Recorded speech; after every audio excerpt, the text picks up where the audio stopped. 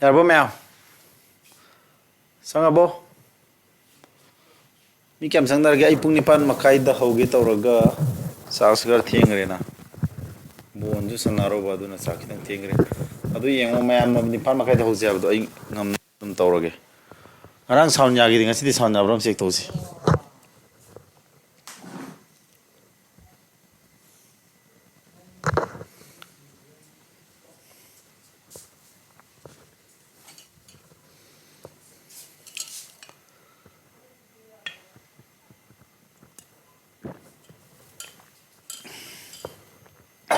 Sound ꯌꯥꯕ sound problem ꯂꯩꯇꯕ꯭ꯔꯥ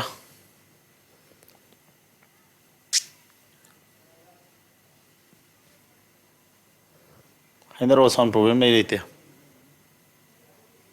ꯉꯔꯥꯡꯗꯤ ꯁꯥꯎꯟ ꯅꯨꯡꯉꯥꯏꯇꯕꯒꯤ ꯄꯣꯠ ꯑꯃ ꯂꯩ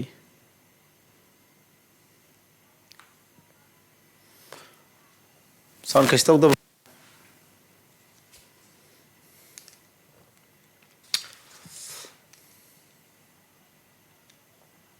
ꯆꯪꯅꯔꯛꯇ꯭ꯔꯤ ꯃꯥꯜꯂꯦ ꯆꯪꯉꯕ ꯀꯥꯡꯕꯨꯗ ꯁꯥꯎꯟ ꯑꯝꯇ ꯆꯦꯛ ꯇꯧꯑꯣ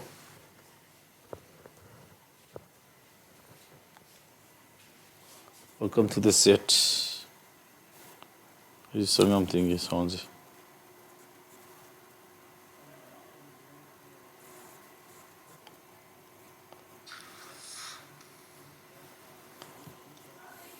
ꯆꯪꯅꯔꯛꯇ꯭ꯔꯤ ꯃꯥꯜꯂꯦ ꯆꯪꯉꯕ ꯀꯥꯡꯕꯨꯗ ꯁꯥꯎꯟ ꯑꯝꯇ ꯆꯦꯛ ꯇꯧꯑꯣ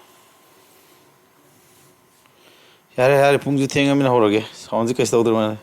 ꯀꯩꯁꯨ ꯑꯣꯀꯦ ꯅꯨꯡꯉꯥꯏꯔꯦ ꯁꯥꯎꯟ ꯌꯥꯕꯁꯤꯃꯨꯛ ꯍꯔꯥꯎꯕ ꯂꯩꯇꯦꯍꯦ ꯃꯌꯥꯝ ꯑꯣꯀꯦ ꯁꯤꯗ ꯀꯣꯏꯁꯟꯁꯤ ꯄꯥꯏꯕ ꯍꯧꯔꯁꯤꯀꯣ ꯁꯤ ꯀꯣꯏꯁꯟꯁꯤ ꯀꯩ ꯍꯥꯏꯅꯣ ꯗ ꯚꯦꯂꯨ ꯑꯣꯐ ꯗꯤꯁ ꯁꯤ ꯃꯣꯏ ꯑꯍꯨꯝꯒꯤ ꯚꯦꯂꯨ ꯄꯨꯊꯣꯛꯑꯝꯃꯤ ꯁꯤꯁꯨ ꯁꯤꯖꯦꯜꯒꯤ ꯖꯨꯂꯥꯏꯒꯤ ꯇꯥꯡ 24 ꯊꯥꯕ ꯑꯍꯥꯟꯕ ꯁꯤꯞꯇꯨꯒꯤꯅꯤꯀꯣ ꯁꯤꯒꯨꯝꯕ ꯀꯣꯏꯁꯟꯁꯤꯗꯤ ꯀꯃꯥꯏꯅ ꯍꯣꯠꯀꯅꯤ ꯁꯥꯎꯟ ꯀꯩꯁꯨ ꯇꯧꯗꯦ ꯌꯥꯝ ꯅꯨꯡꯉꯥꯏꯔꯦ ꯕꯦꯟꯗꯜ ꯑꯀꯥꯁ ꯆꯪꯉꯦꯀꯣ ꯀꯩꯁꯨ ꯇꯧꯗꯦ ꯑꯦꯔꯤꯅꯥ ꯃꯌꯥꯡꯂꯝꯕꯝ ꯀꯩꯁꯨ ꯇꯧꯗꯦ ꯁꯔ ꯄ꯭ꯔꯤꯌꯥ ꯌꯥꯔꯦ ꯑꯣꯀꯦ ꯌꯥꯝ ꯐꯔꯦ ꯑꯗꯨ ꯁꯤꯗꯅꯦ ꯑꯩꯈꯣꯏꯅꯅꯦ ꯁꯤꯒꯤ ꯀꯣꯏꯁꯟ ꯇꯥꯏꯞꯁꯤꯗꯤ ꯚꯦꯂꯨ ꯄꯨꯇꯤꯡ ꯇꯧ ꯚꯦꯂꯨ ꯄꯨꯇꯤꯡ ꯃꯦꯊꯣꯗ ꯀꯣ ꯚꯦꯂꯨ ꯃꯍꯨꯠ ꯁꯤꯟꯖꯤꯟꯕ ꯇꯝꯒꯗꯕ ꯁꯤꯒꯤ ꯀꯣꯏꯁꯟ ꯇꯥꯏꯞꯁꯤꯀꯣ ꯁꯤꯒꯤ ꯇꯥꯏꯞꯁꯤꯗꯤ ꯚꯦꯂꯨ ꯁꯤꯟꯖꯤꯜꯂꯒ ꯍꯣꯠꯄꯅ ꯍꯦꯟꯅ ꯐꯅꯦꯕꯀꯣ ꯃꯥꯅ ꯍꯥꯏꯁꯦ ꯗ ꯚꯦꯂꯨ ꯑꯣꯐ माना एक्सप्रेशन अहम पिरमेको अल्जेब्राइक एक्सप्रेशन पिरमे अदु माना कदौदुनो सी भेलु पुथुवाय सी भेलु पुथुवाय तारगदि अखोइन तौदुसे भेलु पुथिंग तौसलोब कना कना भेलु पुतौदिबा पी ने क्यू ने आर ने नन कन्वीनियंट ओइबा भेलु पुतौसलोब अखोइ पी गा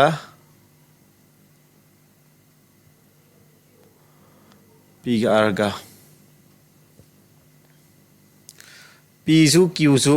अखोइ जीरो सिले येंगसिको मोइसे जीरो सिले येंगोने पी गा क्यू गा जीरो सिलगे अमते येंगसिको पी गा क्यू गा जीरो सिंजिलदि क्या ताने अमते येंगोसे स्वाइजे येंगुको पी गा क्यू गा जीरो सिंजिलो सी जीरो लानी को क्यू जी सी जीरो लानी क्यू दी केदोबा जीरो मथाची क्या ताउरे सी जीरो जीरो तारानी अदु सी ताउदिस केनो सेरो सी ताउदिसे जीरो सिंगली माइनस आर की स्क्वायर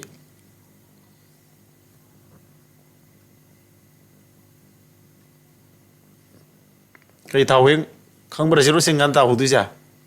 जीरो मखाददी आर स्क्वायर मखादना आर स्क्वायर लेको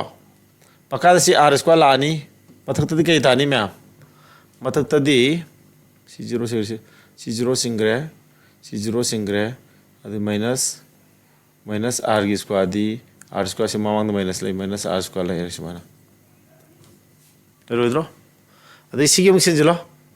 करा जीरो सिल्म पी के क्यू गा P zero C Q zero और तादी के तारे से माइनस आर की स्क्वायर क्या तारनी आर स्क्वायर माइनस हम थोड़ा नहीं माइनस आर स्क्वायर मखाजना कई ताबा पी जीरो सी जीरो अदु माइनस आर स्क्वायर ताबरा अदगी सी जगह कथनदी सी और -1 तारानी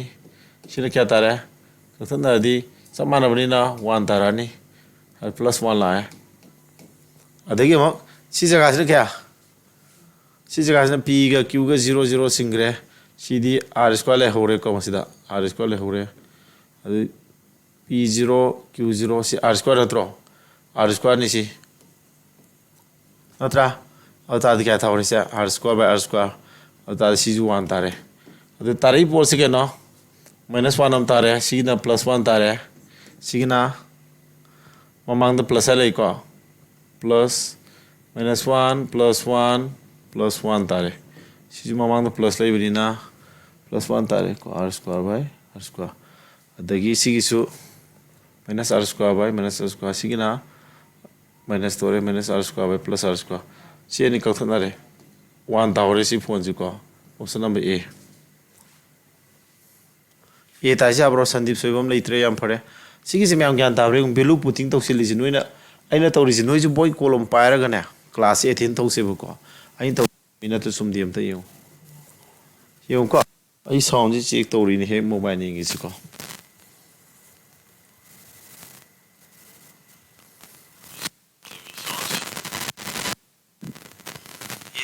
संदीप सोइबम ले फरे इसे म्याम ज्ञान तावरे वैल्यू पुटिंग तौसिलि जि नोइना अइना तौरि जि नोइजु बॉय कॉलम पायरगा ने क्लास 18 तौसेबो साउंड कैसे तौद्र माले को यारबो मैम अइना सि 1 तारे हेज जानिंग अबो सि वैल्यू पुटिंग तौसिलगा होटकदबा Apa? Yari bro? Yes or no? Doubt lay bro kari clear hoy the bro sigisa. P ga Q ga 0 sending giba. R gi biru kak thira ani ya khoi na throw sibo. Live class hoy bani na ne ma'am ko. Ai ni sai thanda ta e gyan tare hairi ko har salong ta khibu do ai nuai ta ba. Noi marak ta gi amana gyan ta I ta de ta ba yawi ta da yawi habu do hapitang. नोने हेक कनो तौर ओबको या message थाबदु कावगनो बा हाइदी याम तीना थवायावना class 18 तौ यारे को लाइदी लाई को ma'am से नोइना जिम दन तौ जे यारे नेक्स्ट सिदम एगो एक वैल्यू पिरामे बी की वैल्यू पिरामे सी की वैल्यू पिरामे मान पुथोय जी a² + b² + c² - ab - bc - ca सी आइडेंटिटी ने बसी सिंगरांग सादो को ताखरे सीधी कई लाखनी बा सी फॉर्मूला से कहना लाखुदा a - b whole square plus b - c whole square plus c - a whole square C value सिदा हाफ न पुरी कने हमने हाफ न पुरी मीन्स 2 ने हमने सी फोन जिदा अत्रो सी वैल्यू से 2 ने थो लोरे सिदगी सी तारे से हम ज्ञान तारे को से ngarang da zo ina question nei na di igi bane ko q ga r oina 0 sin badi ya ga da sir sume ngan mana haji ai sume ya I value do atai nang na ne 0 do atai de sil le yengo ba ko sidi mana value putho harmani any value put to ba da section ga da ba amadi lei ko section ga da ba atai kai na te myam nangi mathak makha leba number ne ma sai du natra si mathak makha leba number ni na makha ji nang na value put to matam da ne makha 0 tab de sin gano makha 0 tharadi fraction gi makha 0 lebe ya de ko any fraction makha 0 le disi undefined thawe ba ko aduna value any put tawsilo nang na convenient oi ba tare sana ga da to bodabu makha 0 oi ba si sin gano hai ba makha 0 tab je ya de ba ko sigidi mi phone tab yaung na re priya gi phone tare sandi se kari hai no sandi se lai ko is ke no sandeep kari hai no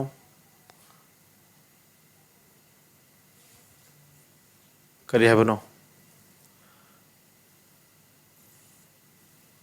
संदि किसी मिन ज्ञान था दरे लई को हरि से नंग या थजे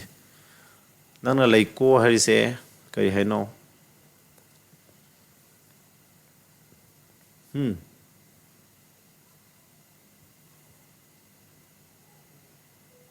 साउंड की ओ कनो ले हरो साउंड यारी हरो साउंड बिरा खर ले हब्रा ले धेरो को साउंड जी कमाई तो बोनो ꯑꯩꯁꯨ ꯀꯩꯅꯣ ꯇꯧꯗꯦꯕꯀꯣ ꯇꯤꯚꯤꯒꯤꯁꯨ ꯂꯩꯈꯠꯂꯒ ꯌꯦꯡꯒꯦ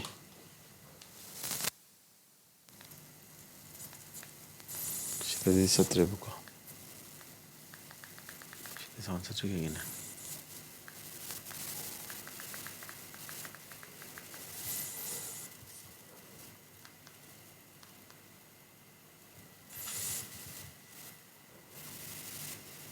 ꯁꯥꯎꯟ ꯕꯦꯔꯥ ꯂꯩꯇꯕ ꯅꯠꯇ꯭ꯔꯣ ꯃꯌꯥꯝ ꯂꯩꯇꯦꯀꯣ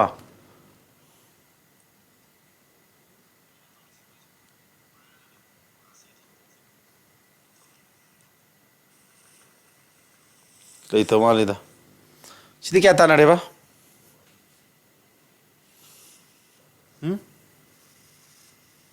ꯁꯥꯎꯟ ꯕꯦꯔꯥ ꯂꯩꯇꯕ ꯅꯠꯇ꯭ꯔꯣ ꯃꯌꯥꯝ ꯂꯩꯇ ꯃꯥꯜꯂꯤ ꯌꯥꯔꯦ ꯁꯤꯒꯤꯁꯤ 3 ꯇꯥꯏ ꯍꯥꯏꯔꯦꯀꯣ सी वैल्यू से 3 ता है अदुदी सीदी वैल्यू पुथक्सलो सिगे सिगे क्या तारे ए दे बी का दोदी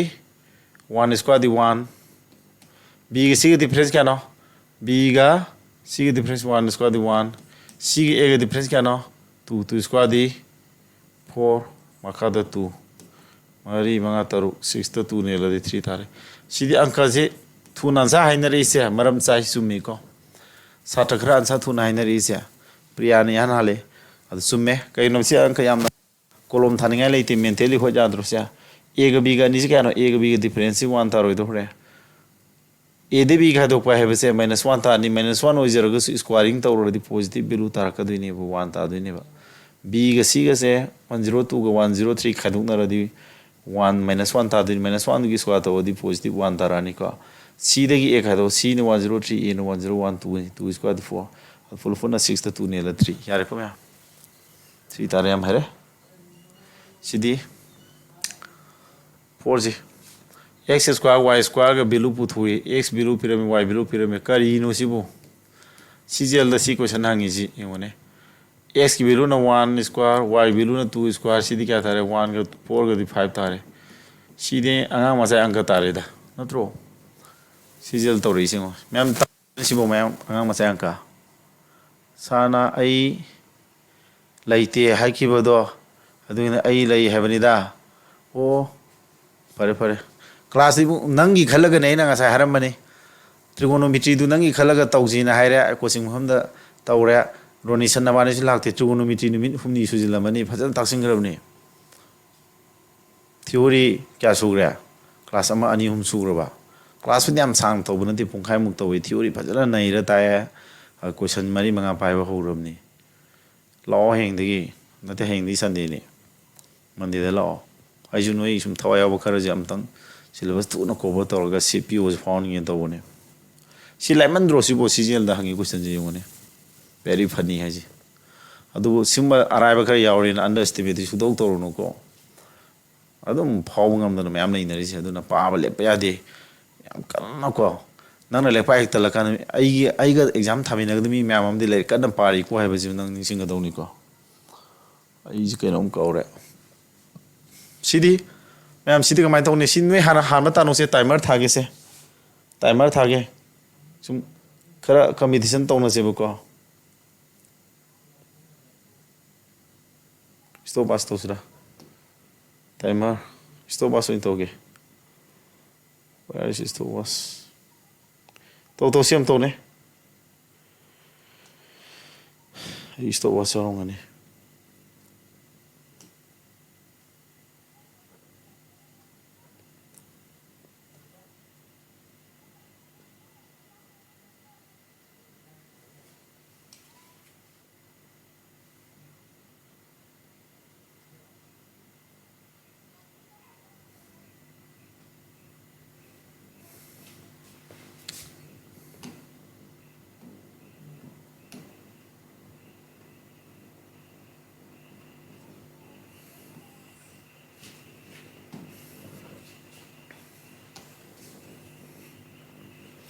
yung क्या no hay naro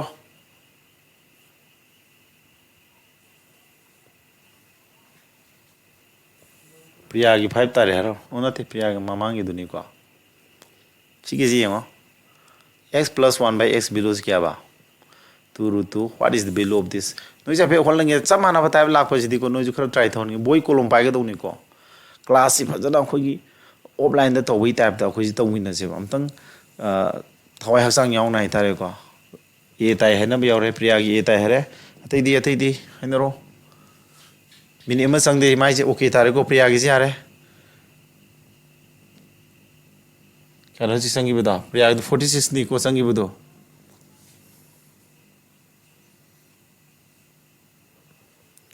harba mini ama sangi de atai e tai hena re ko adu sidi si bilu pirame adu si puthoi na tra si squaring to ro di kya tarani squaring to ro di smile ani a square plus twice 2 to sum thorani ko si square di kya no 2 root 2 की square दी सी की square दी क्या तारा सी 2 में थोड़ा नहीं ये तारा नहीं को ये ती 2 सुम खादो कर 6 में तारा नहीं अंदर भाई जा अदे की सीधे क्यूबिंग तो चलो जा रहे सीधे क्यूबिंग तो चल लगा दी a cube plus b cube plus thrice ab 3 ले रहे a plus b दी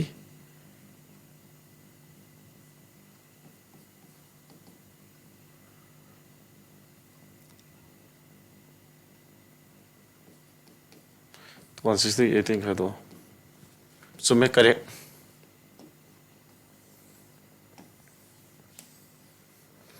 मकोंते भजन ताला के मैं 198 तौरे एरिना से तारे सीमाई तो को x plus 1 by x pyramid squaring तो गदबा सी 2 root squaring तो सुमे squaring तो तपन को हंजन ता आई क्वीरा अपने क्लास से सीधे a square plus b square तारे सीधे plus twice ab है जे सीमाइना कथन रदी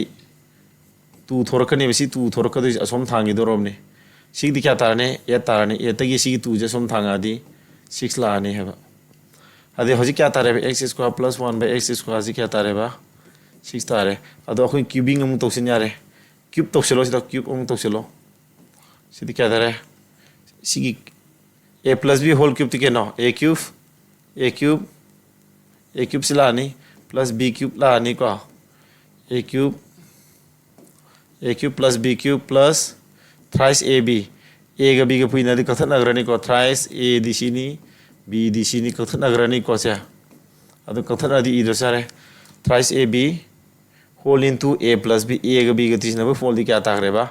6 tara le re ko 6 lakh to ni a plus b tisna bol 6 adum ta le re ko adu 18 tare si jaga ji asomda na cube root di 6 cube ti 216 ni 216 tagi sigi 3 6 18 ji khado अदु क्या तारे 198 तारे Sumana mental calculation तौ याइ सी को mental calculation तौ या bunk नि सी थुरखिनी तोयना practice तौ थुरखिनी सी याम लुबंक ओइद्रे यारे को एरिना 198 अतै दिया ना बा आई मुतलग हंजन जिन ताए ज्ञान तारा बरं खले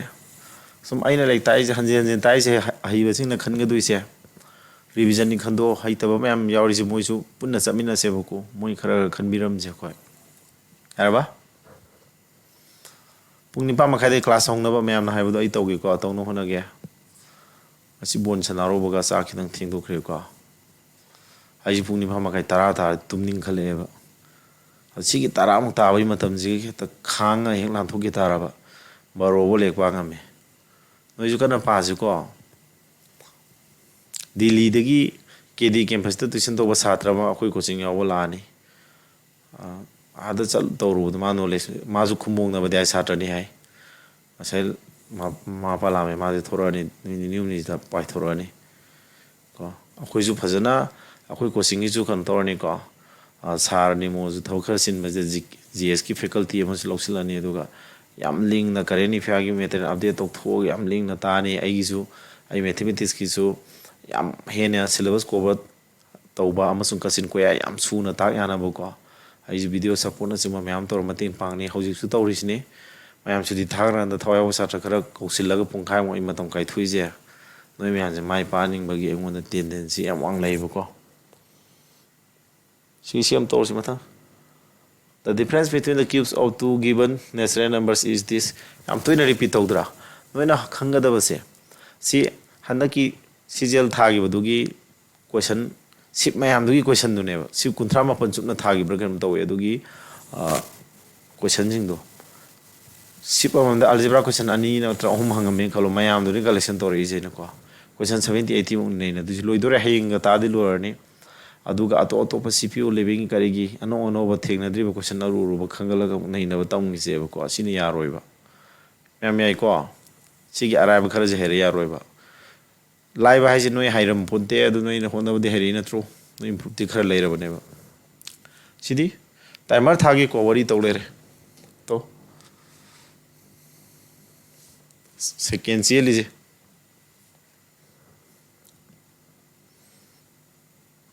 the difference between the cubes of two given natural number की cubes की difference आ रहा है while the positive difference between the two given numbers is 8 what is the product of the given numbers masing ani puina fold du kaya no have khadon na ga ta deba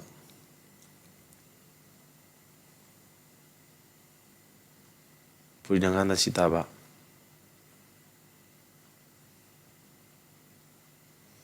option de khot pasi adori puina ba de kun ga ni pan ga yade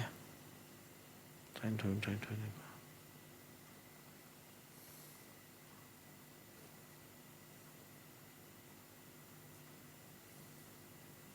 te ko kun gera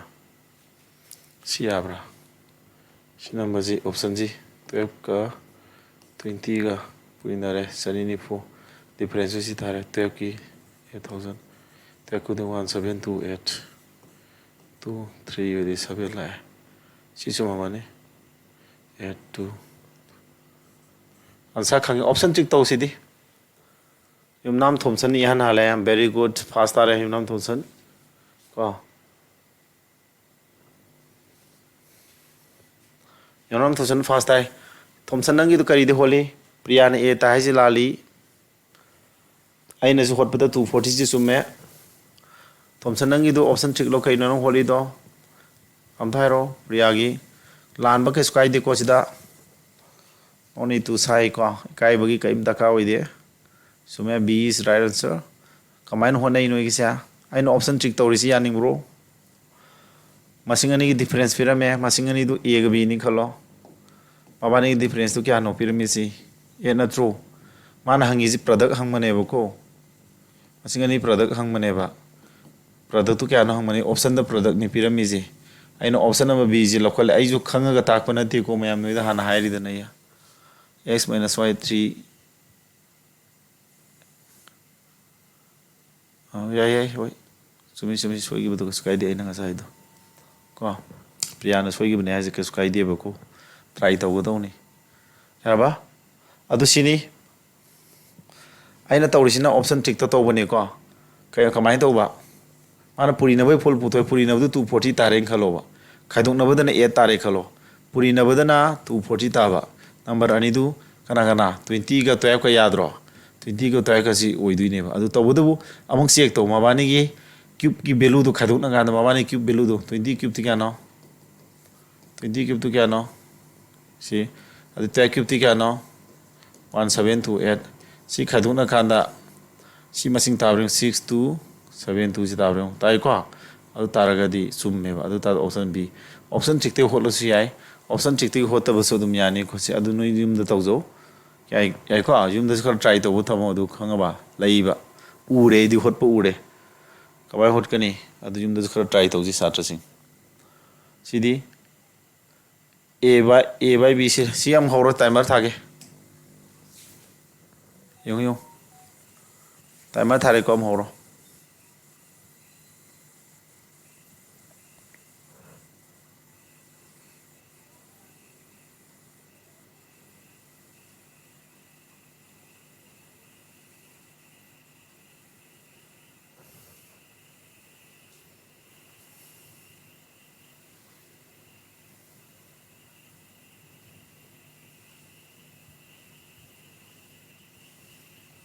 yung ngari second 36 37 sakre kya ta deba a by b option ni option or mar option udre ꯃꯈꯥꯁꯦ 10 ꯂꯥꯛꯄ ꯌꯥꯎꯔꯤꯀꯣ minus ꯂꯥꯛꯄ ꯌꯥꯎꯔꯤꯕ꯭ꯔꯥ ꯃꯈꯥꯅ ꯌꯦꯡꯒꯦ ꯈꯜꯂꯁꯦꯕꯀꯣ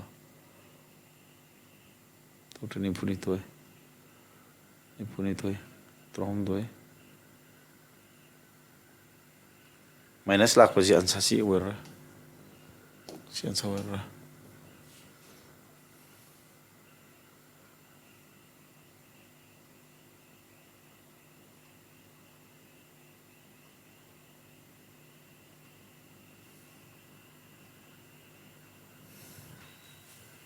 ꯃꯈꯥ 36 ꯂꯩꯔꯦ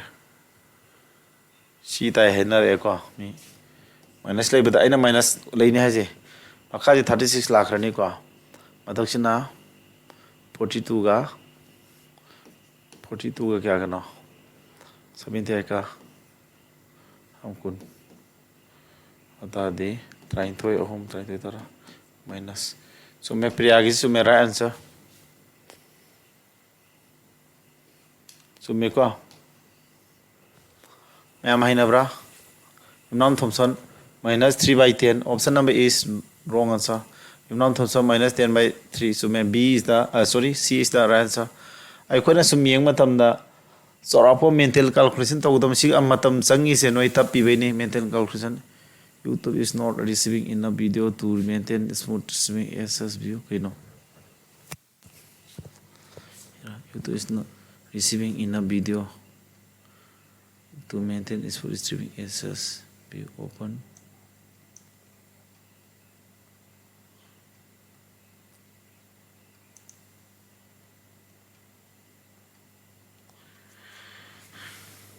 receiving enough video to maintain smooth streaming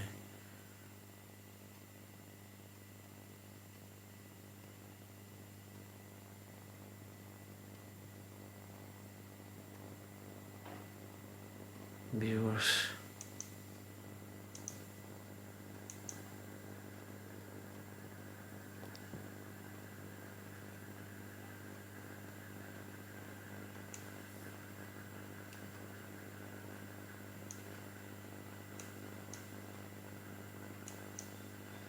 YouTube is not receiving enough video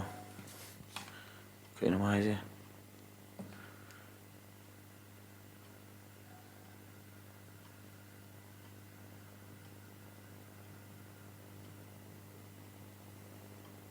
san birali te unatro maya que message laise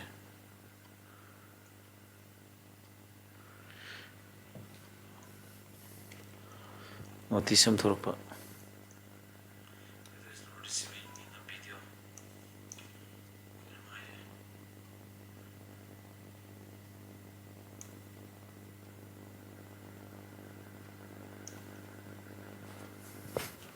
sound nong tari mana tro so mana sa ya kano yang manida YouTube te notice am thorpa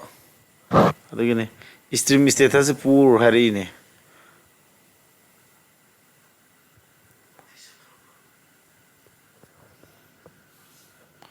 so me ko se sig dir laire belu tak sinjilo ko a na 7 oro b na 6 sinjilo adudi 6a plus 13b na tro athama 6a minus 13b adudi 6a di a di 7 ni 13b di 6a di 6a di kya no 6a di kya no a di 7 minus na 13 into 6 maka si adum holo no yarani ko si no hot yarani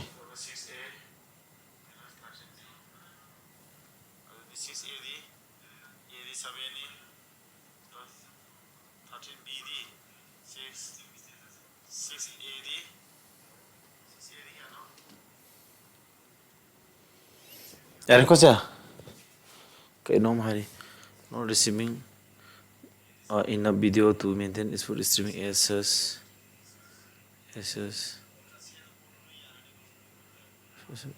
view gumba screen buffering kali gino se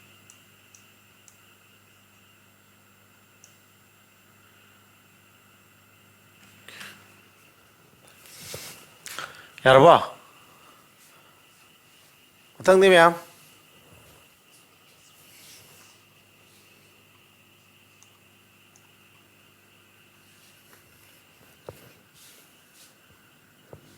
CD simplify ꯇꯧꯔ ꯁꯤꯒꯤ ꯑꯃꯨꯛ ꯇꯧꯔꯁꯦ timer ꯊꯥꯒꯦ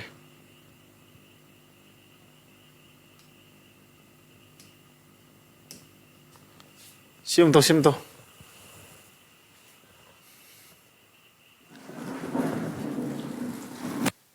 ꯖꯣꯟꯇꯥ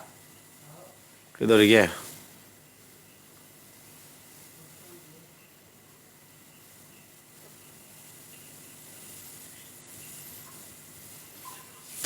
ꯑꯃ ꯊꯥꯔꯛꯀꯦ ꯀꯩꯅꯣ ꯌꯦꯡ ꯌꯥꯕ꯭ꯔꯣ ꯂꯥꯏꯚꯁꯤ ꯇꯥꯕ꯭ꯔꯥ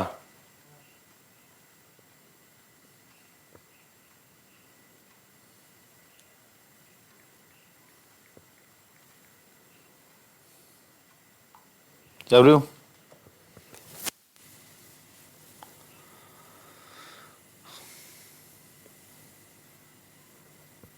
ꯌꯥꯔꯕꯣ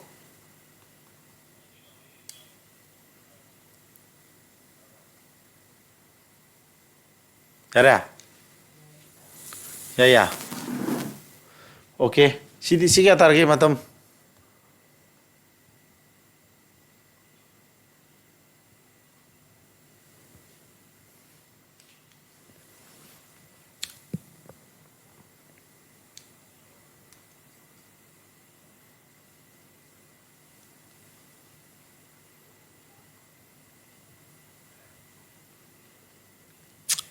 ꯌꯥꯔꯤ ꯁꯨꯅꯟꯇꯥ ꯀꯩꯁꯨ ꯇꯧꯗꯦ ꯑꯃ ꯃꯤꯅꯤꯠ 38 ꯃꯤꯅꯤꯠ ꯑꯃꯒ ꯁꯦꯀꯦꯟ 4 ꯁꯦꯀꯦꯟ 30ꯒꯤ ꯆꯥꯡ ꯒꯦꯞ ꯂꯩꯅꯕ ꯃꯤꯅꯤꯠ ꯑꯃꯗꯤ ꯐꯥꯗꯦ ꯁꯤꯒꯤ ꯆꯥꯟꯁ ꯍꯥꯏꯅꯔꯕꯣ ꯑꯩ ꯇꯧꯔꯣ ꯃꯌꯥꯝꯁꯦ ꯄꯤꯒꯤ ꯚꯦꯂꯨꯅ ꯁꯤ ꯑꯣꯏꯔꯦꯌꯦ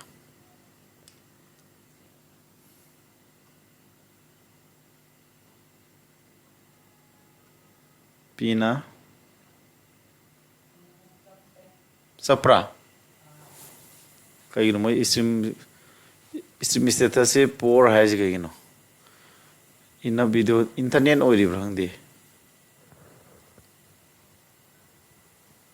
ꯅꯟꯃꯩ ꯇꯧꯗꯦꯁꯦ ꯄ꯭ꯔꯤꯌꯥꯒꯤ 1 ꯊꯥꯔꯦꯀꯣ ꯄ꯭ꯔꯤꯌꯥꯅ 1 ꯊꯥꯔꯦ ꯍꯥꯏꯔꯦ 1 ꯊꯥꯔꯦ ꯍꯥꯏꯕ ꯃꯤ ꯌꯥꯎꯔꯛꯑꯦꯀꯣ ꯑꯗꯨꯗꯤ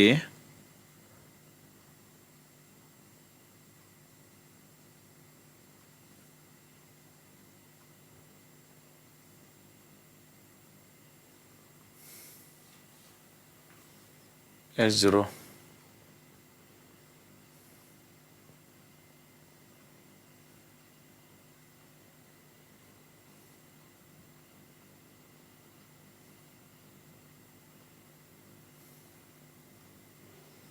P value 0 kainom inge ko putting method am ban ge P value je x na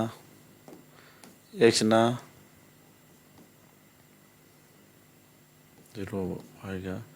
8 का ना 1 1 होगा P जी क्या आता है 0 Q जी क्या आता है J R जी क्या आता है 1 अता दी C value क्या 1 by 2 plus tiles P value 0 है मैंने 1 by 2 तारा नहीं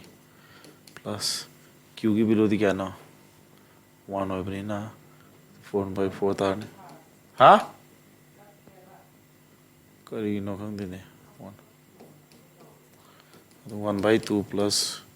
1 by 4 नहीं थी इसलिए तंग खाला नहीं 2 न पूरे नहीं हाफ तारे है तो दादी 1 ताई बेलू पुथिंग ने खाई लाई को से वीडियो से फ्रीज लेरमगा फट फट सोंगे वीडियो से हम करो तौरी ने हंदना थारके हम थे यूं को करी नन में तौदम हम तौरी कहीं नो मगी प्रॉब्लम जे सुम हेंगलेज का माइंड खाई हम एक्सलेंट हो रहा बा ओ कनो माले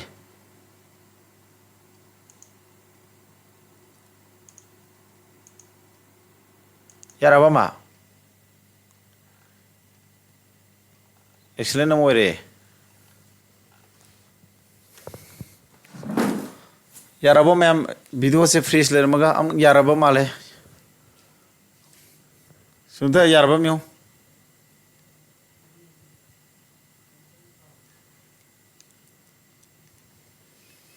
yaraba video se stream gi status se excellent le re mo haidi live stream to ji khara yang e ba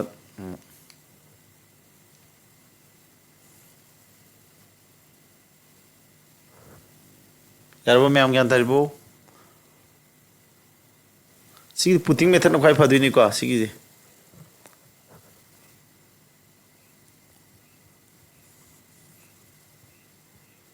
internet phone बै रखै नङा सिजि गनो थोइने आइ ने सि मेरा होय समझलो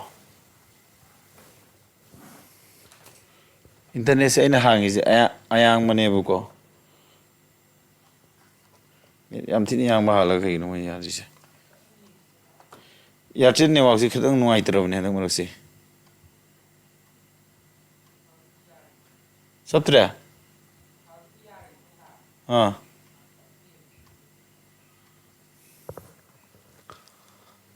यारबो किस तौद्रबा यारे यारे सोबम संदीप आइदी मर अमने आइना लाइव स्ट्रीम थाबा जे खितंग इंटरनेट ता पुमा मालेबो को एयरटेल गी नेटवर्क से खितंग खनो तवे याद्रगन खनो पुसिल लोरे नेट पुदी 200 mbps per second ने बेना हाले जे सिदो यारत्र दे को गावे एयरटेल जे दु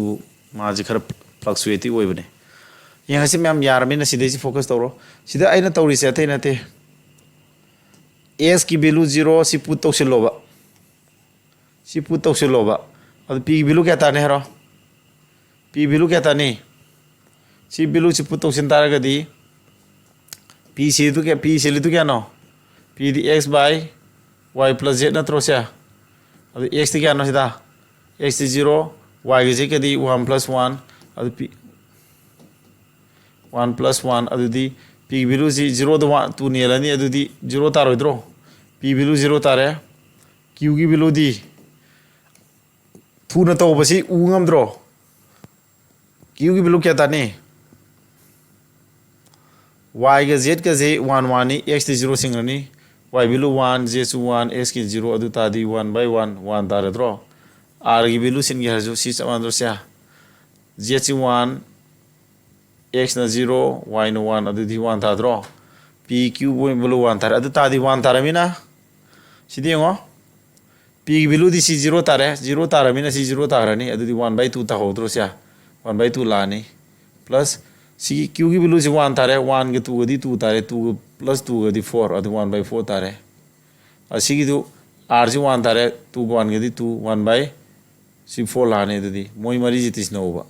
1 by 4 को 1 by 4 तिस नरदी मबानी की समान बानी तिस नरदी तंखाई लाने तंखाई दी 1 by 2 तारे अदु दी सिदा 1 by 2 लेसिगा सी अनि जी की तिस न फोल तंखाई हाफ तुगा अनि फुल मफुम तारे 1 तारे सी इसमें ताने यार को ज्ञान ताबर सिबा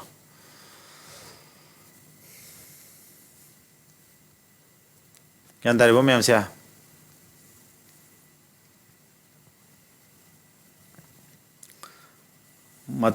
मती एमा स्ट्रीम इज हेल्दी लाए यार मानी को सुनते यार बो स्ट्रीम हेल्थ इज एक्सलेंट है नी तुंग आतंग सांग नायरु दबई ने इंटरनेट याम यांग दरकार होय बसी नोय म्याम लाइव पुरी बिनो को 200 mbps per second ga hanjari ने वैदी मैम से ज्ञान दावर सिदि सा बेलु पुटिंग नो खाय लाइन को सिदा पुट तौर को होली बिसिंग से नत्रे हाउस नंग ने पी की बेलु असि डायरेक्ट सिंजिलो होलो अदु सम तारकनी सादो काना सिना मतम खर संग दुइबा मैम ज्ञान तारी yes or no am तारो मैं मकाल तौसे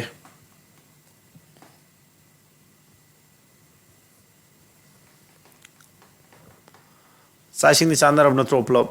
थॉमसन सक्चरबो यूनाम थॉमसन विलियम दियाव उदिना नोगे हेंग ऑफलाइन क्लास तोंग ने हाबदु संडे दु ओवर से आइसे थबक खरा लैदि लैरे अदुना गतो पोथारो नो संडे दु ꯌꯥꯝ ꯌꯥꯔꯕ ꯁꯤꯒꯤꯁꯦ ꯅꯦꯛꯁ ꯇꯧꯔꯒꯦ ꯄꯨꯇꯤꯡ ꯄꯥꯜꯂꯤꯁꯦ ꯄꯤꯂꯨ ꯆꯤꯟꯖꯤꯟꯕꯤꯅ ꯐꯔꯦꯀꯣ ꯀꯔꯤꯝ ꯍꯥꯏꯔꯛꯇꯦ ꯃꯣꯏꯁꯦ ꯃꯊꯪꯁꯤꯗꯤ ꯁꯤꯗꯤ ꯎꯕ ꯑꯗꯨꯝ ꯈꯪꯉꯦ ꯁꯤ ꯂꯥꯏꯔꯝꯃꯅꯤꯗ ꯅꯣꯏ ꯁꯤ ꯇꯥꯏꯃꯔ ꯊꯥꯒꯦ ꯇꯧ ꯍꯧꯔꯣ ꯇꯥꯏꯃꯔ ꯊꯥꯒꯦꯁꯦ ꯁꯤꯒꯤ ꯇꯥꯔꯥ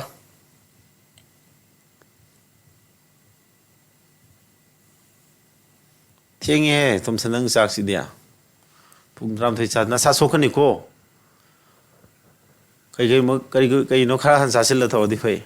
ꯅꯁꯥ ꯁꯣꯟ ꯌꯥꯄꯣꯟꯇꯦ ꯅꯣꯏ ꯌꯥꯔꯕꯁꯦ ꯁꯤꯗꯤ ꯍꯥꯟꯅ ꯇꯧꯔꯒ ꯂꯩꯕ ꯀꯣꯏꯁꯟ ꯇꯥꯏꯞꯇꯨꯅꯤ ꯁꯤ ꯅꯣꯏꯅ ꯑꯗꯨꯝ ꯍꯣꯠꯂꯣ ꯊꯨꯁꯤ ꯑꯝꯇ ꯍꯥꯏꯅꯔꯛꯑꯣꯁꯦ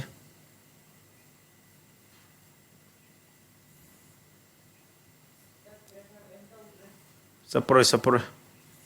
ꯁꯤꯗ ꯑꯗꯨꯝ ꯊꯥꯔꯛꯑꯦ ꯃꯁꯥꯅꯀꯣ ꯁꯇ꯭ꯔꯤꯝ ꯁ꯭ꯇꯦꯇꯁ ꯑꯦꯛꯁꯂꯦꯟ ꯑꯣꯏꯅ ꯁꯥꯎꯟꯗꯤ ꯀꯩꯗꯧꯔꯤ ꯀꯃꯥꯏ ꯇꯧꯏ ꯁꯥꯎꯟ ꯄ꯭ꯔꯣꯕ꯭ꯂꯦꯝ ꯂꯩꯕ꯭ꯔꯣ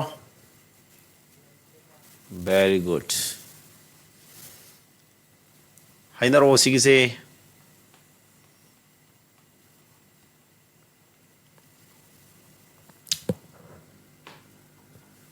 ꯃꯤꯅꯤꯠ ꯑꯃ ꯐꯥꯈ꯭ꯔꯦ ꯂꯥꯏꯗꯕ꯭ꯔꯅꯦ ꯁꯤꯕꯣ ꯐꯣꯔꯅ ꯌꯦꯟꯊꯣꯛꯇꯣꯏ ꯅꯠꯇ꯭ꯔꯣ ꯁꯦ ꯐꯣꯔꯅ ꯌꯦꯟꯊꯣꯛꯑꯗꯤ 13/4 ꯂꯥꯛꯑꯅꯤ ꯑꯗꯨ ꯏꯁꯀ꯭ꯋꯥꯔꯤꯡ ꯑꯃꯨꯛ ꯇꯧꯕ ꯑꯗꯨ ꯍꯣꯔꯦꯟ ꯄ꯭ꯂꯁ ꯇꯧꯁꯤꯜꯂꯛꯇꯣꯏꯕ ꯏꯁꯀ꯭ꯋꯥꯔꯤꯡ ꯇꯧꯔꯅꯤ 16ꯗ ꯃꯈꯥ ꯂꯥꯛꯑꯅꯤ 16 ꯑꯗꯨ ꯇꯥꯔꯗꯤ 16 2 32ꯒ 32 116 1ꯅ ꯂꯣꯏꯕ ꯇꯥꯔꯛꯀꯗꯣꯏꯕ 1ꯅ ꯂꯣꯏꯕ ꯇꯥꯔꯛꯑꯅꯤ 169ꯗ 32 ꯊꯤꯁꯤꯜꯂꯅꯤꯀꯣ 201ꯂꯥ 201ꯗ 16 ꯌꯦꯟꯗꯣꯏꯕ 12 19 ꯌꯥꯗꯦ ꯑꯣꯞꯁꯟ ꯁꯤ ꯇꯥꯔꯝꯒꯅꯤꯗ ꯒꯦꯁꯤꯡ ꯇꯧꯕ ꯌꯥꯏꯗ ꯁꯨꯃꯥꯏꯅ ꯀꯣꯂꯣꯝ ꯊꯥꯗꯦ ꯑꯩꯈꯣꯏꯅ ꯇꯧꯔꯤꯗꯣ ꯃꯥꯏꯟ ꯀꯥꯜꯀꯨꯂꯦꯁꯟ ꯇꯧꯔꯤꯅꯤ ꯆꯨꯝꯕ꯭ꯔꯥ ꯌꯦꯡꯉꯣ ꯁꯤ ꯇꯥꯗ꯭ꯔꯣ ꯀꯣꯂꯣꯝ ꯊꯥꯗꯦꯕ ꯑꯩꯅ ꯇꯧꯔꯤꯗꯣ ꯃꯦꯟꯇꯦꯟ ꯀꯥꯜꯀꯨꯂꯦꯁꯟꯅꯦꯕ ꯃꯥꯏꯟꯗ ꯀꯥꯜꯀꯨꯂꯦꯁꯟ ꯇꯧꯕꯅꯤ ꯉꯝꯕ꯭ꯔꯥ ꯌꯦꯡꯉꯣꯕ ꯁꯤ ꯏꯁꯄꯤꯠꯇꯨ ꯈꯔ ꯇꯥꯛꯈꯤꯕ ꯄꯣꯠꯇꯨ ꯏꯁꯄꯤꯠꯇꯨ ꯈꯔ ꯌꯧ ꯉꯝꯅꯕ ꯍꯣꯠꯅꯁꯤ ꯅꯣꯏ ꯈꯤꯇꯪ ꯍꯩꯕꯨꯗꯤ ꯍꯩꯔꯦꯀꯣ ꯈꯔ ꯏꯁꯄꯤꯠ ꯑꯩꯅ ꯍꯦꯟꯒꯠꯂꯛꯄ ꯄꯥꯝꯃꯤ ꯑꯗꯨꯗꯒꯤꯀꯣ ꯄ꯭ꯔꯤꯌꯥꯒꯤ ꯆꯨꯝꯃꯦ ꯑꯩꯁꯨ ꯒꯦꯁ ꯇꯧꯁꯤꯜꯂꯤꯅꯤ ꯑꯩꯅ ꯇꯧꯔꯤꯁꯦ ꯑꯩꯅ ꯇꯧꯕꯗꯤ ꯌꯦꯡꯉꯁꯤꯀꯣ ꯃꯌꯥꯝꯁꯦ ꯀꯃꯥꯏꯅ ꯇꯧꯒꯦꯗꯣ ꯁ꯭ꯋꯥꯏꯗ ꯉꯥꯛꯇ ꯊꯝꯒꯦꯀꯣ ꯁꯤ ꯑꯩꯈꯣꯏꯅ ꯇꯛ ꯇꯧꯔꯅꯤ 4 ꯀꯃꯟ ꯂꯧꯔꯗꯤ ꯁꯤ 4 ꯀꯃꯟ ꯂꯧꯗꯣꯏ ꯅꯠꯇ꯭ꯔꯣ ꯁꯨꯃꯥꯏꯅ ꯑꯗꯨ ꯁꯤꯒꯤ ꯁꯣꯝꯗ 13 ꯂꯩꯕꯁꯤꯗ 4ꯗꯨ ꯌꯦꯜꯂꯨꯔꯅꯤ ꯁꯨꯃꯥꯏꯅ ꯌꯦꯜꯂꯣꯏꯗ꯭ꯔꯣ ꯁꯦ 4 ꯁꯨꯃꯥꯏꯅ ꯂꯥꯛꯑꯣꯏꯗ꯭ꯔꯣ ꯁꯦ ꯑꯗꯨ ꯁꯤ ꯂꯥꯛꯑꯦ ꯁꯤ ꯐꯪꯉꯦ ꯑꯗꯨꯗꯤ ꯍꯧꯖꯤꯛ ꯀꯩꯗꯧꯔꯦ ꯏꯁꯀ꯭ꯋꯥꯔꯤꯡ ꯇꯧꯔꯣ ꯑꯅꯤꯃꯛ ꯏꯁꯀ꯭ꯋꯥꯔꯤꯡ ꯇꯧꯔꯗꯤ ꯀꯩꯗꯧꯔꯦ y ꯁ꯭ꯀ꯭ꯋꯥꯔ ꯄ꯭ꯂꯁ 1/y² ꯂꯥꯛꯑꯅꯤ ꯁꯤꯗ ꯃꯥꯏꯅꯁ ꯂꯩꯕꯗꯣ ꯃꯥꯏꯅꯁ ꯇ꯭ꯋꯥꯏꯁ ꯑꯦꯕꯤꯒꯤ -2 ꯑꯃ ꯂꯩꯕꯗꯣ ꯑꯁꯣꯝ ꯄ꯭ꯂꯁ ꯑꯣꯜꯂꯛꯑꯅꯤꯀꯣ ꯑꯁꯣꯝꯗ ꯄ꯭ꯂꯁ ꯑꯣꯜꯂ ꯂꯥꯛꯇꯣꯔꯦꯀꯣ ꯁꯣꯝꯗꯗꯤ 169/16 ꯂꯥꯛꯑꯅꯤ ꯁꯣꯝꯗꯒꯤ ꯃꯥꯏꯅꯁ ꯂꯩꯈꯤꯕ ꯃꯥꯏꯅꯁꯇ ꯁꯣꯝ ꯂꯥꯛꯑꯗꯤ +2 ꯂꯥꯛꯑꯅꯤ ꯍꯣꯔꯦꯟ ꯁꯤꯗꯤ ꯀꯌꯥ ꯂꯥꯛꯑꯅꯤ ꯁꯦ ꯁꯤꯗꯤ ꯃꯦꯟꯇꯦꯜ ꯀꯥꯜꯀꯨꯂꯦꯁꯟꯅꯦꯕ ꯑꯩꯅ ꯇꯧꯔꯤꯗꯣ ꯍꯧꯖꯤꯛꯄꯨꯗꯤ ꯍꯣꯠꯂ ꯌꯦꯡꯉꯦꯗꯅ ꯁꯤ ꯍꯣꯔꯦꯟ 16ꯒ 2ꯒꯗꯤ 32 ꯁꯤ ꯊꯤꯁꯤꯜꯂꯗꯤ ꯂꯣꯏꯅ ꯃꯥꯏꯟꯗ ꯍꯣꯠꯂꯣꯕ ꯀꯌꯥ ꯇꯥꯔꯦ 201/16 ꯑꯩ ꯍꯣꯠ ꯂꯣꯏꯈ꯭ꯔꯦ ꯃꯥꯏꯟꯗ ꯍꯣꯠꯄꯅꯤꯗꯅ 10 ꯆꯨꯝꯃꯦ ꯑꯗꯨ ꯇꯥꯔꯗꯤ ꯁꯤꯗꯒꯤ ꯑꯣꯞꯁꯟꯗ ꯆꯦꯛ ꯇꯧ ꯑꯗꯨ 3 2 19 2ꯅ ꯂꯣꯏꯕꯗꯨꯒ 9ꯒ ꯊꯤꯖꯤꯟꯅꯗꯤ 1 ꯁꯨꯝ ꯁꯤ ꯆꯦꯛ ꯇꯧꯔꯤꯅꯤꯀꯣ ꯁꯤꯗꯒꯤ ꯌꯦꯟꯊꯣꯛ ꯌꯦꯟꯁꯤꯟ ꯇꯧꯔꯨꯅꯨ ꯁꯨꯂꯥꯞ ꯊꯤꯗꯅ ꯑꯣꯞꯁꯟꯗ ꯄꯨꯁꯤꯜꯂꯣ ꯃꯇꯥꯡꯗꯤ ꯑꯣꯞꯁꯟꯗ ꯂꯥꯛꯁꯦꯕꯀꯣ ꯌꯥꯗꯕ꯭ꯔꯥ ꯌꯦꯡꯉꯣ ꯁꯤꯗꯤ 3 2 19 2ꯅ ꯂꯣꯏꯔꯦ 2ꯅ ꯂꯣꯏ ꯃꯁꯤꯡꯗ 1 ꯊꯤꯜꯂꯗꯤ 3ꯅ ꯂꯣꯏꯔꯦ ꯁꯤꯗꯤ 1 ꯂꯣꯏꯕꯅꯦ ꯑꯩꯈꯣꯏꯅ ꯇꯧꯗꯣꯏꯁꯤ 1 ꯂꯣꯏꯕ ꯊꯤꯗꯣꯏꯅꯦꯕ 3 2 19 19ꯗꯨꯗ ꯃꯥꯄꯟ ꯍꯥꯞꯆꯤꯜꯂꯗꯤ 12 1ꯅ ꯂꯣꯏꯔꯦꯀꯣ 1ꯅ ꯂꯣꯏꯕ ꯊꯤꯕꯁꯤ 1ꯅ ꯂꯣꯏꯕꯁꯤ ꯊꯤꯔꯛꯄꯅꯦꯕ ꯁꯤꯗꯗꯤ 3 19 19ꯗ 1 ꯍꯥꯞꯆꯤꯜꯂꯗꯤ 3ꯅ ꯂꯣꯏꯔꯦ ꯁꯤ ꯌꯥꯗꯦ ꯑꯟꯁꯔ ꯑꯣꯏꯗꯦ 3 ꯁꯣꯏꯅꯣꯗ ꯃꯥꯄꯟ ꯍꯥꯞꯆꯤꯜꯂ 9 ꯂꯣꯏꯔꯦ ꯌꯥꯗꯦ 3 9 9 9 ꯂꯣꯏꯔꯦ 7ꯅ ꯂꯣꯏꯔꯦ ꯌꯥꯗꯦ ꯑꯟꯁꯔꯁꯤ ꯁꯨꯃꯥꯏꯅ ꯈꯔ ꯑꯃꯨꯛ ꯁꯝꯖꯤꯜꯂꯦ ꯂꯣꯖꯤꯛ ꯃꯆꯥ ꯇꯧꯔꯒ ꯈꯔ ꯇꯞꯄꯤ ꯁꯥꯔꯛꯏ ꯅꯝ ꯊꯣꯝꯁꯟ ꯗꯣꯟ ꯋꯥꯔꯤ ꯑꯕꯥꯎꯠ ꯗꯦꯠ ꯀꯣ ꯉꯔꯥꯡꯗ ꯊꯥꯡ ꯍꯥꯏꯅꯕ ꯇꯝ ꯂꯥꯛꯑꯦ ꯑꯗꯨꯒ ꯊꯥꯡ ꯍꯥꯏꯕ ꯍꯩꯇꯦ ꯍꯥꯏ ꯌꯥꯄꯣꯟꯇꯦꯕꯀꯣ ꯅꯣꯏꯗꯤ ꯑꯩꯗꯤ ꯐꯅꯌꯥꯝꯅꯕꯨ ꯍꯩꯕ ꯁꯥꯇ꯭ꯔꯅꯤ ꯍꯥꯏꯅꯤꯡꯉꯤ ꯀꯨꯏꯗ꯭ꯔꯦꯕ ꯅꯣꯏꯅꯒ ꯍꯣꯠꯅꯕ ꯍꯧꯔꯛꯏꯁꯦ ꯑꯗꯨꯒ ꯁꯠ ꯂꯥꯎꯅ ꯏꯝꯄ꯭ꯔꯨꯞ ꯌꯥꯝ ꯑꯣꯏꯌꯦꯕ ꯅꯣꯏ ꯍꯣꯠꯅꯕ ꯀꯜꯂꯤꯕꯅꯤ ꯇꯧ ꯅꯤꯡꯍꯟꯅꯒꯅꯨ ꯌꯥꯝ ꯑꯩꯅ ꯑꯁꯥ ꯊꯝꯕ ꯃꯤ ꯃꯅꯨꯡꯗ ꯌꯥꯎꯔꯤꯅꯤ ꯑꯗꯨ ꯅꯣꯏ ꯀꯔꯤꯝ ꯅꯤꯡꯍꯟꯅꯤꯡꯉꯥꯏ ꯂꯩꯇꯦ ꯌꯥꯅꯤꯡꯕ꯭ꯔꯣ ꯃꯌꯥꯝ ꯇꯧꯔꯤꯁꯦ ꯑꯪꯀꯗꯤ ꯂꯥꯏ ꯇꯧꯕꯗꯨꯕꯨ ꯏꯁꯄꯤꯠꯇꯨ ꯃꯦꯟꯇꯦꯟ ꯇꯧꯁꯦ ꯍꯥꯏꯕꯅꯤꯀꯣ ꯌꯥꯔꯦ ꯑꯣꯀꯦ ꯅꯦꯛꯁꯇꯤ ꯁꯤꯗꯤ ꯇꯥꯏꯃꯔ ꯑꯃꯨꯛ ꯊꯥꯒꯦ ꯇꯧꯔꯁꯦ ꯗꯨ ꯗꯤꯁ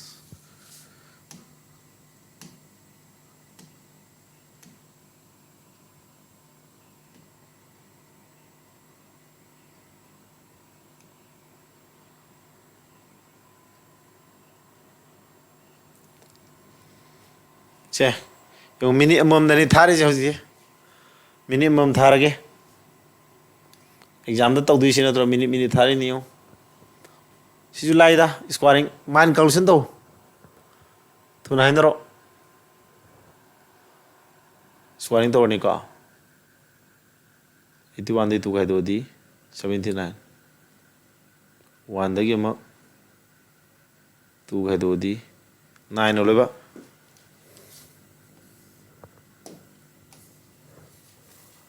ꯆꯨꯝꯃꯦ ꯃꯦꯟꯇꯦꯜ ꯀꯜꯀꯨꯂꯦꯁꯟꯗ ꯑꯣꯞꯁꯟ ꯇꯤꯛ ꯇꯧ 9ꯅ ꯂꯣꯏꯅꯦꯕ ꯁꯤ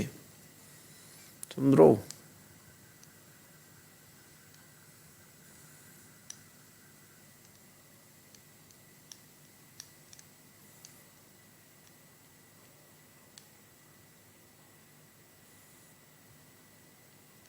ꯌꯥꯔꯤꯕꯣ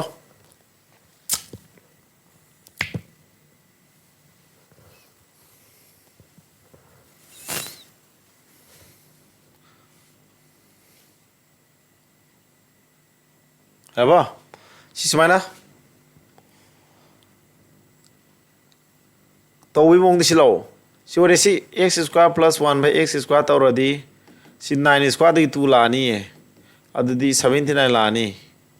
ꯑꯗꯨꯗꯤ ꯍꯣꯔꯦꯟ ꯑꯃꯨꯛ ꯗꯕꯜ ꯏꯁꯀ꯭ꯋꯥꯔꯤꯡ ꯑꯃꯨꯛꯀ ꯇꯧꯔꯗꯤ ꯁꯤ ꯂꯥꯛꯑꯣꯏꯗ꯭ꯔꯣ ꯑꯗꯨꯗꯤ 79 ꯁ꯭ꯀ꯭ꯋꯥꯔꯗꯒꯤ ꯑꯃꯨꯛ 2 ꯈꯥꯏꯗꯣꯛꯑꯅꯤꯕ 79 ꯁ꯭ꯀ꯭ꯋꯥꯔꯁꯤ ꯀꯅꯥ ꯂꯣꯏꯒꯦ 9 9 81 1ꯅ ꯂꯣꯏꯔꯅꯤꯀꯣ 1ꯅ ꯂꯣꯏꯕ ꯃꯁꯤꯡꯗꯒꯤ 2 ꯈꯥꯏꯗꯣꯛꯑꯗꯤ ꯑꯟꯁꯥꯔꯗꯨ ꯀꯌꯥ ꯂꯣꯏꯅꯤ ꯑꯟꯁꯥꯔꯗꯨ 9ꯅ ꯂꯣꯏꯕ ꯇꯥꯔꯅꯤ ꯌꯨꯅꯤꯠ ꯗꯤꯖꯤꯠꯇꯨ ꯂꯥꯁ ꯗꯤꯖꯤꯠꯇꯨ ꯌꯨꯅꯤꯠ ꯗꯤꯖꯤꯠ ꯍꯥꯏꯇꯥꯔꯦꯀꯣ ꯑꯗꯨ 9ꯅ ꯂꯣꯏꯔꯛꯄ ꯑꯟꯁꯥꯔ ꯊꯤꯌꯨ ꯑꯣꯞꯁꯟꯗ ꯁꯤ ꯇꯥꯔꯝꯃꯗꯕꯅꯤ ꯀꯣ ꯌꯨꯝꯅꯥꯝ ꯊꯣꯝꯁꯟ ꯆꯨꯝꯃꯦ ꯑꯩꯈꯣꯏꯅ 79 ꯁ꯭ꯀ꯭ꯋꯥꯔ ꯇꯧꯔꯣ 79 ꯁ꯭ꯀ꯭ꯋꯥꯔ ꯇꯧꯒꯦ ꯍꯥꯏꯗꯤ ꯀꯩꯅꯣ ꯀꯌꯥ ꯇꯥꯅꯤ 79 ꯁ꯭ꯀ꯭ꯋꯥꯔꯗꯤ 21 ꯍꯟꯊꯩ ꯅꯠꯇ꯭ꯔꯣ ꯁꯤꯗꯩ 21 ꯈꯥꯏꯗꯣꯛꯑꯗꯤ ꯀꯌꯥ ꯇꯥꯔꯦ 58 ꯑꯃ 58ꯗ 4 ꯍꯥꯞꯆꯤꯜꯂꯗꯤ 58 4 ꯍꯥꯞꯆꯤꯜꯂꯗꯤ 58ꯗ 4 ꯍꯥꯞꯆꯤꯜꯂꯗꯤ 60ꯒ 2 4 1 ꯇꯥꯏ ꯁꯤ ꯇꯥꯏꯕ ꯃꯥꯒꯤꯁꯦ ꯁꯤꯗꯒꯤ ꯑꯃꯨꯛ 2 ꯈꯥꯏꯗꯣꯛꯑꯗꯤ ꯀꯌꯥ ꯇꯥꯔꯦ 6 2 3 9 ꯆꯨꯝꯃ ꯂꯩꯔꯁꯦ 79 ꯁ꯭ꯀ꯭ꯋꯥꯔ ꯑꯩꯅ ꯇꯧꯔꯤꯗꯣ ꯈꯪꯕ꯭ꯔꯣ ꯍꯧꯖꯤꯛꯀꯤꯗꯣ ꯊꯨꯔꯤꯗꯣ 79 ꯁ꯭ꯀ꯭ꯋꯥꯔꯗ ꯑꯩꯅ ꯊꯨꯅ ꯇꯧꯔꯤꯗꯣ ꯈꯪꯕ꯭ꯔꯥ 6 2 4 1 ꯇꯥꯔꯤ ꯃꯔꯝꯗꯣ ꯈꯪꯕ꯭ꯔꯣ ꯕꯦꯁ 100 ꯃꯦꯊꯠ ꯍꯥꯏꯅ ꯄꯨꯊꯣꯛꯏꯅꯤꯀꯣ ꯑꯝꯇ ꯍꯥꯏꯔꯝꯒꯦ 79 ꯁ꯭ꯀ꯭ꯋꯥꯔ ꯍꯥꯏꯕꯁꯦ 79ꯁꯦ ꯆꯥꯝꯃꯗꯒꯤ ꯀꯌꯥ ꯍꯟꯊꯩ 79ꯁꯦ ꯆꯥꯝꯃꯗꯒꯤ ꯀꯌꯥꯅꯣ ꯍꯟꯊꯔꯤꯁꯦ 21 ꯅꯠꯇ꯭ꯔꯣ ꯁꯤꯒꯤ ꯍꯟꯊꯔꯤꯕ 21ꯁꯦ 79 ꯃꯁꯥꯗꯒꯤ ꯈꯥꯏꯗꯣꯛꯀꯗꯕ 21ꯗ ꯈꯥꯏꯗꯣꯛ ꯀꯌꯥ ꯇꯥꯔꯦ 58 ꯇꯥꯔꯦ ꯇꯥꯔꯤꯕꯁꯤꯗꯩꯗ 21ꯒꯤ ꯁ꯭ꯀ꯭ꯋꯥꯔꯗꯤ ꯀꯌꯥꯅꯣ 21 ꯁ꯭ꯀ꯭ꯋꯥꯔꯗꯤ ꯀꯌꯥꯅꯣ 21 ꯁ꯭ꯀ꯭ꯋꯥꯔ 4 4 1 ꯅꯠꯇ꯭ꯔꯥ ꯑꯗꯨ 4 4 1ꯗ ꯁꯨꯃꯥꯏꯅ ꯍꯥꯞꯆꯤꯟꯒꯗꯕ ꯑꯗꯨ 4 1 2 6 2 4 1 ꯇꯥꯕ ꯁꯨꯃꯥꯏꯅ 6 2 4 1 ꯁꯤꯒꯤ ꯃꯕꯥꯅꯤ ꯈꯥꯏꯗꯣꯛꯅꯕꯁꯤ ꯀꯌꯥꯕ 58 ꯇꯥꯔꯦꯗꯅ ꯁꯤ 58ꯁꯤꯗ ꯉꯁꯥꯏꯒꯤ 21 ꯁ꯭ꯀ꯭ꯋꯥꯔ 4 4 1ꯁꯤ ꯑꯦꯗ ꯇꯧꯁꯤꯜꯂꯣ 4 4 1 ꯑꯦꯗ ꯇꯧꯁꯤꯜꯂꯣꯕ 1 4 2 6 ꯁꯨꯃꯥꯏꯅ ꯇꯥꯔꯅꯦꯕ ꯅꯤꯌꯣꯝꯗꯨ ꯍꯥꯏꯕꯩ ꯋꯥꯅꯤ ꯍꯩꯅꯤꯗꯅ ꯑꯣꯀꯦ ꯃꯌꯥꯝ ꯒ꯭ꯌꯥꯟ ꯇꯥꯔꯦꯀꯣ ꯁꯤꯃ ꯅꯦꯛꯁ ꯇꯧꯔꯣ ꯁꯤꯒꯤ ꯇꯥꯏꯃꯔ ꯑꯃ ꯊꯥꯒꯦꯀꯣ ꯌꯥꯔꯕ ꯍꯧꯔꯦ ꯗꯤꯁ ꯃꯤꯅꯤꯠ ꯑꯃꯃꯝꯗꯅꯤ ꯊꯥꯔꯤꯁꯤ ꯍꯧꯖꯤꯛ ꯃꯤꯅꯤꯠ ꯑꯃꯃꯝꯗ ꯊꯥꯒꯦ ꯏꯁꯄꯤꯠ ꯌꯦꯡꯁꯤ ꯇꯧꯔꯣ y - 1/y4 the value of cd squaring ꯑꯃꯨꯛ ꯇꯧꯕ ꯀ꯭ꯌꯨꯕ ꯑꯃꯨꯛ ꯇꯧꯕ ꯌꯥꯅꯤ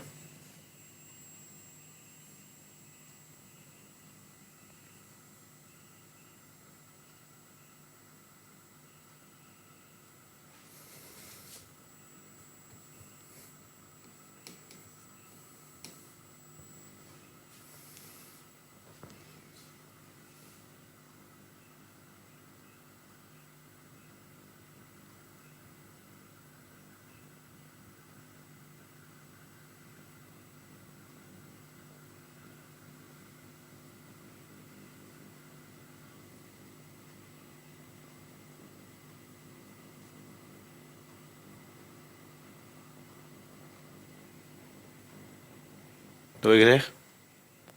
ꯀꯌꯥ ꯇꯧꯗꯣꯏꯅꯣ ꯗꯤ ꯇꯥꯔꯦ ꯑꯇꯩꯗꯤ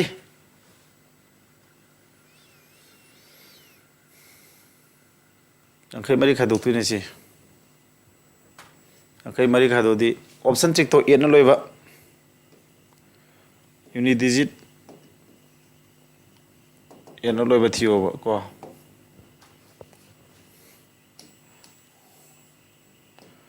ꯇꯧꯗꯣꯏꯁꯦ ꯑꯇꯩ ꯀꯩꯝ ꯅꯠꯇꯦ ꯁꯤ ꯉꯁꯥꯏ ꯁ꯭ꯀ꯭ꯋꯥꯔꯤꯡ ꯇꯧꯁꯜꯂꯣ ꯁꯤ ꯁ꯭ꯀ꯭ꯋꯥꯔꯤꯡ ꯇꯧꯁꯜꯂꯣ ꯁ꯭ꯀ꯭ꯋꯥꯔꯤꯡ ꯇꯧꯁꯤ y square plus 1 by y square minus twice ꯊꯣꯔꯛꯑꯅꯤꯀꯣ ꯇ꯭ꯋꯥꯏꯁ ꯑꯦ ꯕꯤꯗꯤ ꯇ꯭ꯋꯥꯏꯁ ꯊꯣꯔꯛꯑꯣꯏꯗ꯭ꯔꯣ ꯁꯤ ꯇ꯭ꯋꯥꯏꯁ ꯑꯦ ꯕꯤꯁꯤ ꯇ꯭ꯋꯥꯏꯁ ꯊꯣꯔꯛꯀꯅꯤꯀꯣ ꯁꯤ ꯇ꯭ꯋꯥꯏꯁ ꯊꯣꯔꯛꯑꯅꯤꯕ ꯁꯤ ꯊꯣꯔꯛꯀꯗꯣꯏ ꯇ꯭ꯋꯥꯏꯁꯇꯣ ꯑꯁꯣꯝꯗ ꯂꯥꯛꯑꯗꯤ ꯀꯩꯗꯧꯔꯦ 16ꯗ +2 ꯍꯥꯞꯆꯤꯜꯂꯗꯤ 18 ꯇꯥꯗꯣꯏꯕ ꯀꯣ ꯁꯤ 18 ꯇꯥꯔꯅꯤ ꯌꯥꯔꯕ 18 ꯇꯥꯔꯅꯤ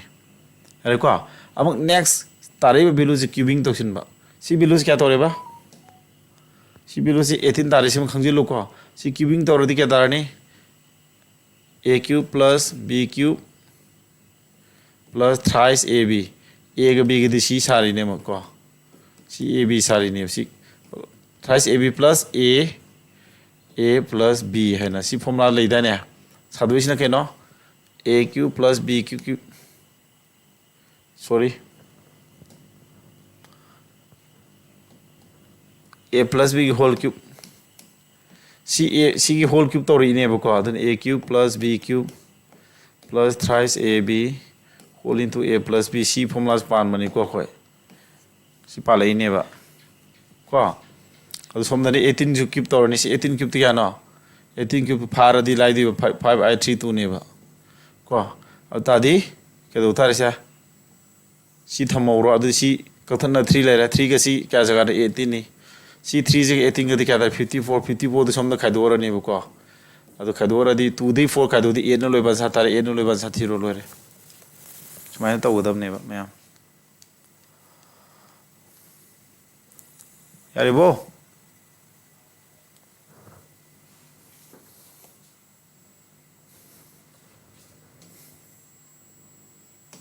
अम्मा हौरे मतम थाबा x square this what is below this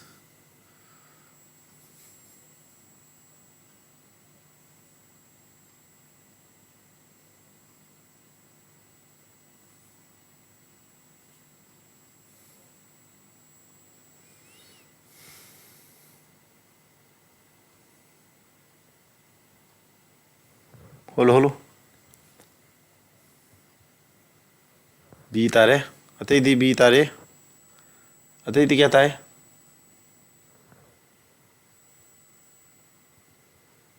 b तारे मिनी अमनी पीरिस मिनी सेकेंड को नंगारे तोरो कमाना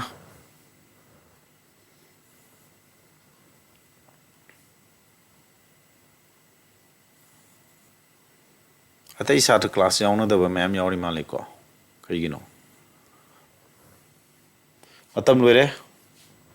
स्माइ तौरसी x स्क्वायर plus 1 15x सम पुथोकरो स्क्वायरिंग तौरसी नकलनी में स्क्वायरिंग तौरो स्क्वायरिंग तौर क्या तारा है a plus b whole square a square plus b square plus twice ab सोमदना 25 के दबा 225 x square तारे तो सोमदो पुसिलो x power 4 225 सोमसे माइनस लाने को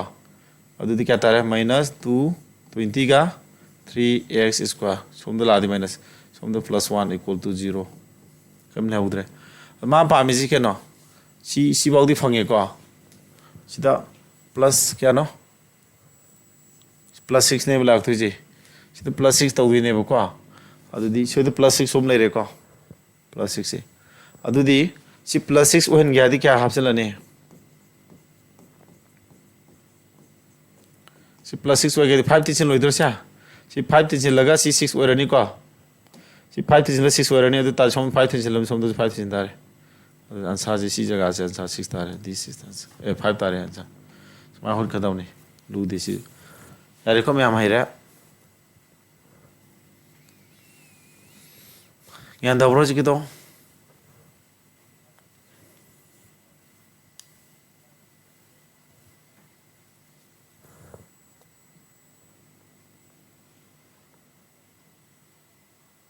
sim holo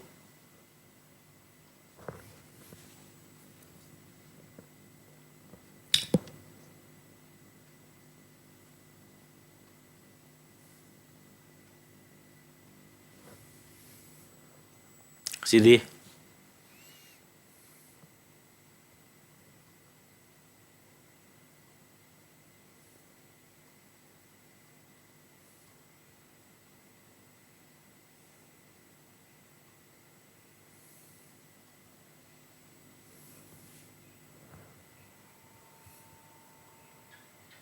sim 뭐지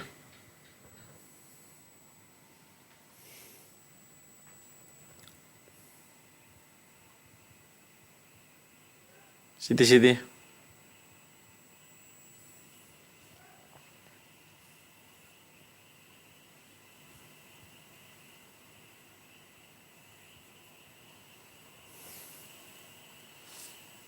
영과 아 방금 에이스 가왕 나라케도 깨달아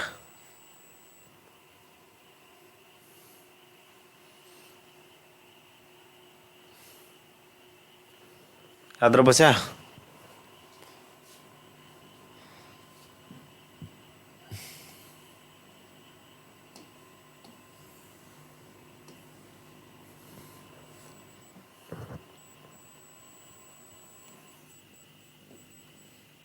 PQ plus QQ plus RQ minus thrice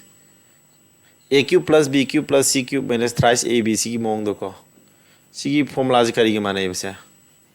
सी फॉर्मूला से क्या माने ABC A सारी तो सी नहीं को ABC सारी सी ले रहे A square B square plus C square minus AB BC minus Smala oidro QQR PR RP यारे को क्या स्माइल आते ही नहीं अतो CD को ना ये मुका PQR जिसमें ले जा रहे सी जगह जा कोई स्माइल थमने आबरे हो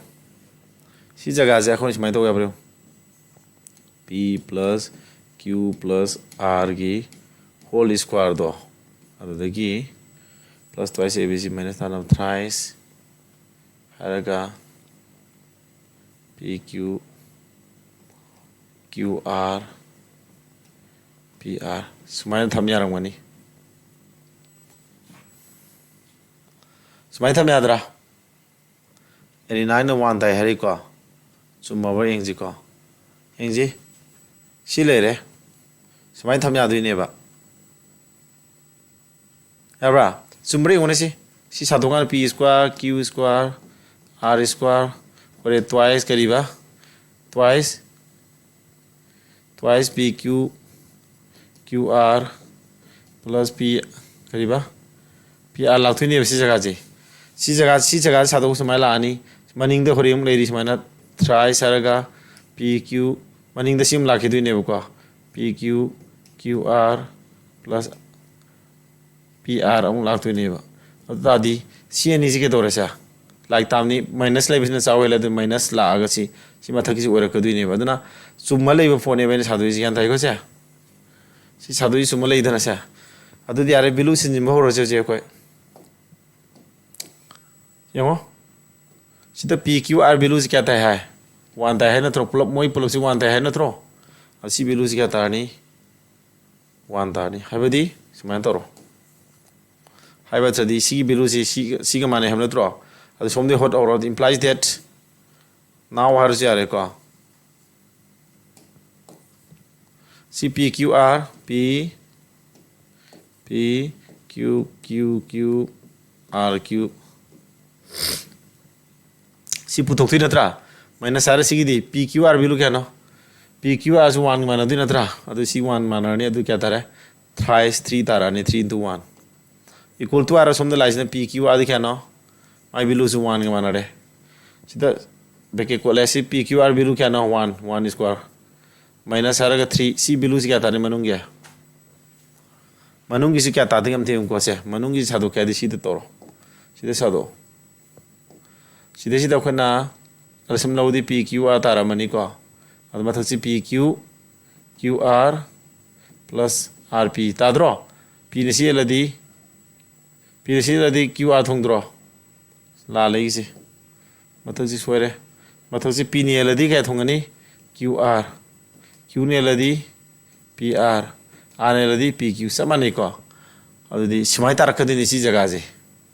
ꯑꯗꯨꯗꯤ ꯁꯤ ꯖꯒꯥꯁꯦ ꯁꯨꯃꯥꯏꯅ ꯇꯥꯔꯛꯑꯅꯤ ꯑꯗꯨꯗꯤ ꯀꯩꯗꯧꯔꯦ ꯃꯈꯥꯁꯤ ꯀꯌꯥ ꯇꯥꯒꯦꯁꯦ ꯄꯤ ꯀ꯭ꯌꯨ ꯑꯥꯔꯁꯤ ꯃꯈꯥꯁꯤ 1 ꯇꯥꯏ ꯅꯠꯇ꯭ꯔꯣ ꯃꯈꯥ 1 ꯇꯥꯔꯗꯤ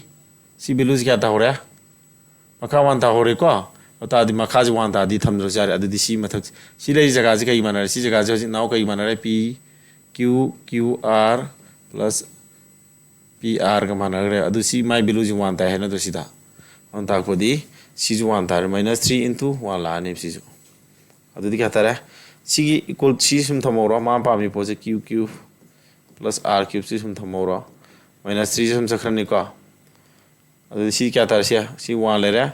1 ꯁ꯭ꯀ꯭ꯋꯥꯔꯗꯒꯤ 3 ꯈꯥꯏꯗꯣꯛꯑꯗꯤ ꯀꯌꯥꯅꯣ -2 ꯅꯦꯕ ꯁꯤ -2 ꯁꯣꯝꯗ +3ꯁꯤ ꯁꯨꯝ ꯂꯥꯛꯑꯗꯤ ꯁꯤꯗꯤ ꯐꯣꯟꯗꯨ 1 ꯇꯥꯔꯦ 1 is the right answer ꯁꯨꯃꯥꯏꯅ ꯌꯥꯔꯕꯣ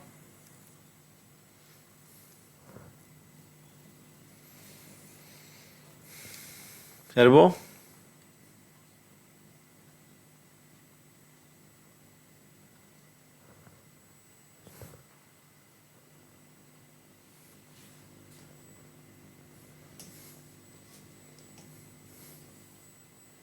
시험 걸어오세요. 시험 오시면 돼요.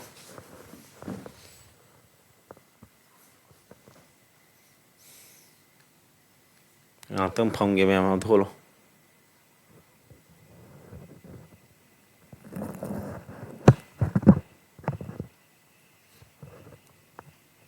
ꯍꯣꯜꯂꯣ ꯍꯣꯜꯂꯣ ꯃꯌꯥꯝ. ꯇꯥꯏꯃꯔ.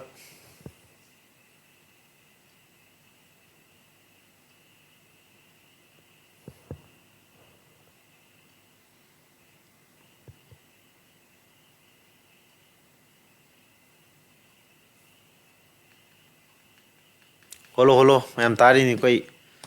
ꯌꯦꯡꯉꯤꯅꯤ ꯇꯥꯏꯃꯔ ꯊꯥꯔꯒ ꯅꯣꯏꯒꯤ ꯑꯃꯨꯛ Ansar ꯏꯅꯔꯛꯄ ꯉꯥꯏꯔꯤꯅꯤ.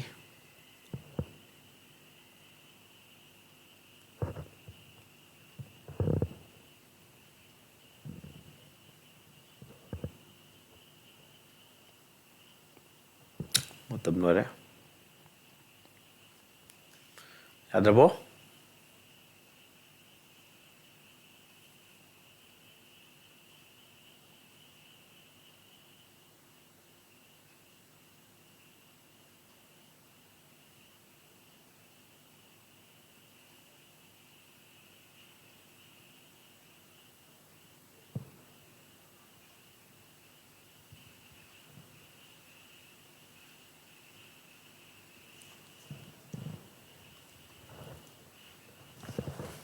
시자 이 헛게까 어떤 노래 시모 홀러게시 시스마이 더보네 시나 256x to the power 4 16y to the power 4 नत्रा 256에 कमल लोथो याबो लोथो सिदा 16 येना 16 कमल लोथो यारमने 16 कमल लोथो दि 16 येलदि 16x to the power 4 시나 16 Kamal लोथो the y to the power 4 लेरे 마카정 또 마카정 कमल लोजिको 80 가 20 가 कमल करी कमल लो या 20 कमल लो या 20 कमल लो दि 4x square minus y square सोमदा सिदा करी कमल लो दि 4 16 गा 4 कमल लो थोसी 4 कमल लो दि क्या तारे x is 4x square plus y square अदुदी क्या होता है मका 20 की 4 दी 80 तारे मतलब तो ना क्या 16 अदुगा 16 x to the power 4 minus y to the power 4 ले रहे सोमना ना a क्या दोरबा a minus b सोमना ना a plus b ना त्रो अदुदी क्या लाने a स्क्वायर लाओ इधरो a साइड के ना नो c नी c की square the 16 x to the power 4 लाने minus b square di y square की y square से क्या स्क्वायर तो उसे दी y to the power 4 लाने c नहीं यारे अदुदी 16 18 है ये लो अदुदी 1/5 5 ꯊꯨꯡꯉꯝꯃꯅꯤ ꯌꯥꯔꯕ ꯁꯤ ꯇꯥꯔꯦ ꯁꯨꯃꯥꯏꯅ ꯍꯣꯠꯇꯣꯏꯕ ꯁꯤꯒꯤꯅ ꯒ꯭ꯌꯥꯟ ꯇꯥꯕ꯭ꯔꯥ ꯇꯥꯎꯗꯣꯔꯦ ꯌꯦꯡꯉꯨꯀꯣ ꯇꯧꯔꯤ ꯁ꯭ꯇꯦꯞꯁꯤ ꯁꯤꯅ ꯀꯣꯏꯁꯟ ꯃꯌꯥꯝꯅ ꯅꯣꯏ ꯍꯣꯠꯂꯤꯗꯨꯒꯤ ꯈꯤꯇꯪ ꯊꯩꯗꯣꯛꯏ ꯑꯗꯨ ꯌꯥꯝ ꯂꯨꯕꯗꯤ ꯅꯠꯇꯦ ꯃꯈꯜ ꯃꯈꯜ ꯃꯌꯥꯝ ꯍꯣꯠꯂꯀꯥꯟꯗ ꯁꯤ ꯀꯃꯥꯏꯅ ꯍꯣꯠꯄ ꯌꯥꯏ ꯀꯃꯥꯏꯅ ꯑꯗꯨ ꯈꯪꯉꯛꯇꯣꯏꯅꯦꯕꯀꯣ ꯂꯥꯏꯔꯦ ꯍꯥꯏꯔꯒꯁꯨ ꯑꯦꯛꯖꯥꯝꯗ ꯀꯃꯥꯏꯅ ꯍꯣꯠꯇꯣꯏꯅꯣ ꯈꯜꯂꯤꯀꯥꯟꯗ ꯃꯤꯅꯤꯠ 2-3 ꯆꯪꯉꯤ ꯈꯪꯉꯔꯣꯏꯕꯀꯣ ꯑꯗꯣ ꯃꯦꯊꯃꯦꯇꯤꯛꯁꯤ ꯑꯪꯀ ꯍꯣꯠꯄ ꯍꯩꯔꯒꯁꯨ ꯌꯥꯗ꯭ꯔꯤꯁꯦ ꯑꯗꯨꯅꯦꯕ ꯃꯌꯥꯝ ꯅꯣꯏ ꯆꯦꯛꯁꯤꯟꯗꯣꯏꯁꯦ ꯂꯥꯏ ꯀꯣꯠꯁꯦ ꯀꯃꯟ ꯂꯧꯊꯣꯛ ꯂꯧꯁꯤꯟ ꯄꯣꯠꯅꯤ ꯂꯥꯁ ꯀꯣꯏꯁꯟ ꯑꯃ ꯇꯧꯁꯤꯀꯣ ꯃꯌꯥꯝ ꯑꯩ ꯉꯁꯤ ꯕꯣꯟꯁꯨ ꯁꯥꯟꯅꯔꯨꯕꯒꯤꯀꯣ ꯈꯤꯇꯪ ꯋꯥꯔꯤ ꯑꯣꯏꯅꯤꯡꯉꯦ ꯄꯨꯡ 10 ꯇꯥꯁꯜꯂꯛꯑꯦꯀꯣ ꯍꯌꯦꯡ ꯃꯟꯗꯦ ꯅꯨꯃꯤꯠꯇꯒꯤꯗꯤ 9:30 ꯑꯗꯨꯝ ꯑꯩ ꯌꯥꯔꯤꯉꯩ ꯅꯪꯅꯕ ꯍꯣꯠꯅꯔꯗꯧꯅꯤ ꯀꯣ ꯊꯦꯡꯃꯜꯂꯁꯨ ꯅꯣꯏ ꯇꯨꯝꯅꯤꯡꯉꯛꯀꯅꯦꯕꯀꯣ ꯂꯥꯏꯔꯤꯛ ꯄꯥꯕ ꯈꯣꯠꯄ ꯉꯁꯥꯏ ꯔꯨꯇꯤꯟ ꯀꯥꯏꯔꯛꯀꯅꯤ ꯀꯣ ꯍꯧꯖꯤꯛ ꯂꯥꯁ ꯀꯣꯏꯁꯟ ꯑꯃ ꯍꯣꯠꯂꯒ ꯂꯣꯏꯁꯤꯜꯂꯁꯤ ꯁꯤ ꯑꯃ ꯇꯧꯔꯣ ꯂꯥꯁ ꯀꯣꯏꯁꯟꯁꯦ ꯀꯃꯥꯏꯅ ꯇꯧꯕ ꯑꯝꯇ ꯌꯦꯡꯉꯣ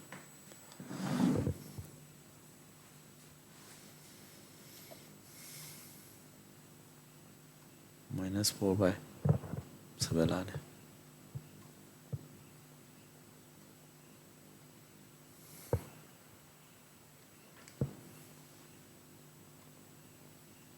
a³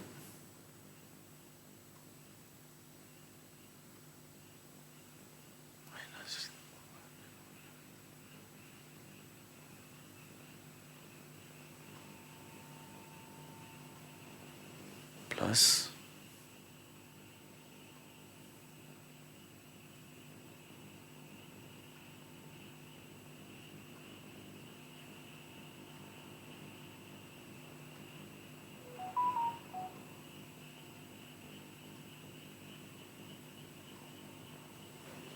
ꯁꯤ ꯇꯥꯕ꯭ꯔꯣ ꯑꯣꯞꯁꯟ A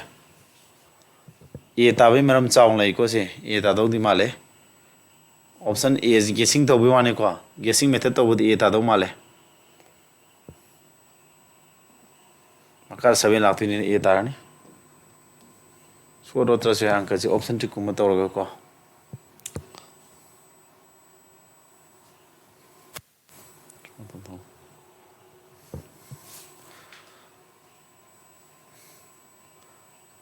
ꯁꯨꯝ ꯃꯦꯟꯇꯦꯜꯂꯤ ꯀꯥꯜꯀꯨꯂꯦꯁꯟ ꯇꯧ ꯃꯈꯥꯗ 3-4-3 ꯂꯩꯕꯁꯦ ꯁꯤ ꯑꯣꯏꯗꯧ ꯃꯥꯜꯂꯦꯕꯀꯣ A ꯇꯥꯅꯤ A ꯇꯥꯅꯤ ꯍꯥꯏꯗꯤ ꯑꯪꯀ ꯁꯣꯔꯠ ꯂꯣꯠꯇꯅ ꯒꯦꯁꯤꯡ ꯍꯥꯏꯐꯦꯠ ꯇꯧ ꯃꯈꯥꯗ 3-4-3 ꯂꯥꯛꯇꯣꯔꯤꯕ ꯊꯣꯝꯁꯟ ꯀꯣ ꯌꯦꯡꯁꯤ ꯁꯤꯗꯤ ꯁꯨꯃꯥꯏꯅ ꯇꯧꯔꯣꯏꯗꯣ A- 7 ꯀꯝꯕ ꯂꯧꯗꯤ ꯁꯨꯃꯥꯏꯅ ꯂꯥꯛꯅꯤꯅ 4ꯁꯦ ꯁꯨꯝ ꯊꯥꯡꯗꯣꯛꯈ꯭ꯔꯣ -4 ꯑꯗꯨꯗꯤ A-1/A ꯁꯤ ꯀꯌꯥ ꯇꯥꯔꯦ -4/7 ꯇꯥꯔꯗ꯭ꯔꯣ ꯁꯤ ꯉꯥꯛꯇꯪ A ꯅꯤ ꯂꯧꯔꯣꯀꯣ ꯑꯗꯨ ꯇꯥꯔꯗꯤ therefore A³ ꯁꯤ ꯐꯣꯔꯃꯨꯂꯥꯗꯤ ꯀꯌꯥ ꯇꯥꯅꯤ ꯁꯤ ꯐꯣꯔꯃꯨꯂꯥꯗꯤ A³ + thrice A ꯅꯠꯇ꯭ꯔꯣ ꯂꯥꯛꯇꯣꯏꯁꯦ ꯁꯤ ꯚꯦꯂꯨ ꯐꯪꯉꯗꯤ ꯁꯤ ꯚꯦꯂꯨꯁꯤ A ꯑꯣꯏꯇꯥꯔꯒꯗꯤ ꯐꯣꯔꯃꯨꯂꯥ ꯂꯥꯛꯇꯣꯏꯁꯤꯅꯦꯕ A³ + thrice A ꯄꯥꯜꯂꯛꯀꯗꯣꯏ ꯅꯠꯇ꯭ꯔꯣ A³ ꯁꯥꯏꯗꯤ ꯀꯔꯥꯏꯅꯣ -4/7ꯒꯤ ꯀ꯭ꯌꯨꯕ ꯑꯗꯨꯒ + thrice ꯍꯥꯏꯔꯒ A ꯁꯥꯔꯤꯕꯁꯤ ꯁꯨꯃꯥꯏꯅ ꯂꯥꯛꯇꯣꯏꯅꯦꯕ ꯑꯗꯨ ꯁꯤꯗꯤ ꯀꯌꯥ ꯇꯥꯔꯦ ꯀꯌꯥ 64/343 ꯃꯈꯥꯗ 343 ꯂꯥꯛꯄꯗꯨꯒꯤꯅꯦꯕ ꯑꯩꯅ ꯑꯟꯁꯔ ꯁꯤ ꯇꯥꯅꯤ ꯍꯥꯏꯔꯤꯁꯤ ꯁꯣꯝꯗ ꯄ꯭ꯂꯁ ꯍꯥꯏꯔ ꯀꯌꯥ ꯇꯥꯔꯦ 3-19 ꯃꯥꯏꯅꯁ ꯑꯣꯏꯅ ꯂꯥꯛꯑꯅꯤ -12/7 ꯂꯥꯛꯑꯦ ꯀꯣ ꯁꯤ ꯚꯦꯂꯨ ꯁꯤ ꯂꯩꯔꯦ ꯍꯣꯔꯦꯟ ꯃꯥꯅ ꯑꯃꯨꯛ ꯀꯩꯗꯧꯔꯦ ꯁꯤꯗ -1 ꯑꯃꯨꯛ ꯇꯧꯗꯧ ꯋꯥꯠꯂꯤꯀꯣ -1 ꯇꯧꯊꯣꯛ ꯑꯗꯨ ꯁꯤ -1 ꯑꯃꯨꯛ ꯌꯧꯔꯛꯑꯅꯤ ꯍꯥꯏꯕꯗꯤ -1 ꯌꯧꯔꯛꯄꯒꯤ ꯃꯔꯝꯗꯣ ꯈꯪꯉꯤꯕ꯭ꯔꯣ ꯅꯣꯏꯕꯣ ꯁꯣꯝꯗꯁꯨ ꯑꯩꯈꯣꯏꯅ ꯄꯨꯊꯣꯛꯇꯣꯏꯁꯤ A³ - 1/A³ - 1 ꯇꯧꯔꯦ ꯁꯣꯝꯗ -1 ꯇꯧꯔꯦ ꯁꯣꯝꯗꯁꯨ -1 ꯇꯧꯔꯅꯤ ꯑꯗ ꯑꯦꯜꯁꯤꯌꯝ ꯂꯧꯕꯗꯗꯤ ꯃꯈꯥꯗꯗꯤ ꯁꯤ ꯑꯗꯨꯝ ꯇꯥꯗ꯭ꯔꯣ 7ꯒ 343 ꯑꯦꯜꯁꯤꯌꯝ 340 ꯇꯥꯗꯣꯔꯦ ꯃꯈꯥ 343 ꯂꯩꯕꯗꯤ ꯑꯃꯈꯛꯇꯪ ꯉꯥꯏꯔꯦ ꯁꯤ ꯑꯗꯨꯝ ꯑꯣꯏꯔꯝꯃꯅꯤ ꯁꯨꯃꯥꯏꯅ ꯂꯥꯏꯅ ꯍꯣꯠꯄ ꯌꯥꯏ ꯃꯌꯥꯝ ꯌꯥꯅꯤꯡꯗ꯭ꯔꯣ ꯑꯩꯅ ꯍꯥꯏꯅꯤꯡꯉꯤꯁꯦ ꯑꯗꯨꯅ ꯑꯪꯀꯁꯦ ꯌꯥꯝꯅ ꯂꯨꯗꯧ ꯃꯥꯟꯕ ꯑꯪꯀꯗꯤ ꯑꯣꯏ ꯁꯤꯗ 340 ꯂꯩꯕꯁꯦ 2-3 ꯌꯥꯎꯔꯝꯃꯗꯤ ꯑꯩꯈꯣꯏ ꯑꯣꯞꯁꯟ ꯇ꯭ꯔꯤꯛ ꯌꯥꯎꯔ ꯗꯥꯏꯔꯦꯛ ꯍꯣꯠꯀꯦ ꯇꯧ ꯀꯣ ꯒ꯭ꯌꯥꯟ ꯇꯥꯕ ꯍꯥꯏꯁꯦ ꯑꯗꯨꯅ ꯃꯈꯥꯒꯤ ꯑꯣꯞꯁꯟꯁꯤ ꯃꯥꯟꯅꯔꯝꯗꯕꯅꯤꯅ ꯑꯣꯞꯁꯟ ꯇ꯭ꯔꯤꯛꯀꯨꯝꯕꯁꯤ ꯌꯥꯝꯅ ꯌꯨꯁ ꯇꯧꯕ ꯇꯝꯃꯣꯕ ꯁꯨꯝꯕꯒꯤ ꯊꯕꯛꯀꯤ ꯑꯦꯛꯖꯥꯝꯁꯦ ꯑꯪꯀ ꯍꯩꯕ ꯈꯛꯇꯅ ꯌꯥꯔꯣꯏ ꯑꯣꯞꯁꯟ ꯇ꯭ꯔꯤꯛ ꯍꯥꯏꯕ ꯇꯥꯝꯁꯦ ꯃꯦꯟꯇꯦꯜ ꯀꯥꯜꯀꯨꯂꯦꯁꯟ ꯑꯣꯞꯁꯟ ꯇ꯭ꯔꯤꯛ ꯁꯤꯁꯤꯡꯁꯦ ꯇꯣꯏꯅ ꯍꯣꯠꯂꯒ ꯃꯥꯏꯟꯗ ꯍꯣꯠꯄ ꯁꯥꯟꯅꯕ ꯇꯝꯃꯣ ꯍꯥꯏꯔꯛꯀꯅꯤꯀꯣ ꯃꯌꯥꯝ ꯈꯔ ꯏꯝꯄ꯭ꯔꯨꯞ ꯑꯣꯏꯔꯤꯕ꯭ꯔꯥ ꯑꯣꯏꯗꯕ꯭ꯔꯥ ꯑꯩꯒꯤꯁꯦ ꯑꯝꯇꯪ ꯅꯣꯏ ꯀꯃꯦꯟ ꯑꯃꯃꯝꯇꯪ ꯄꯤꯔꯝꯃꯣ ꯑꯩꯅ ꯇꯥꯛꯏꯁꯦ ꯑꯩꯁꯨ ꯊꯋꯥꯏ ꯌꯥꯎꯅꯗꯤ ꯇꯧꯖꯔꯤꯀꯣ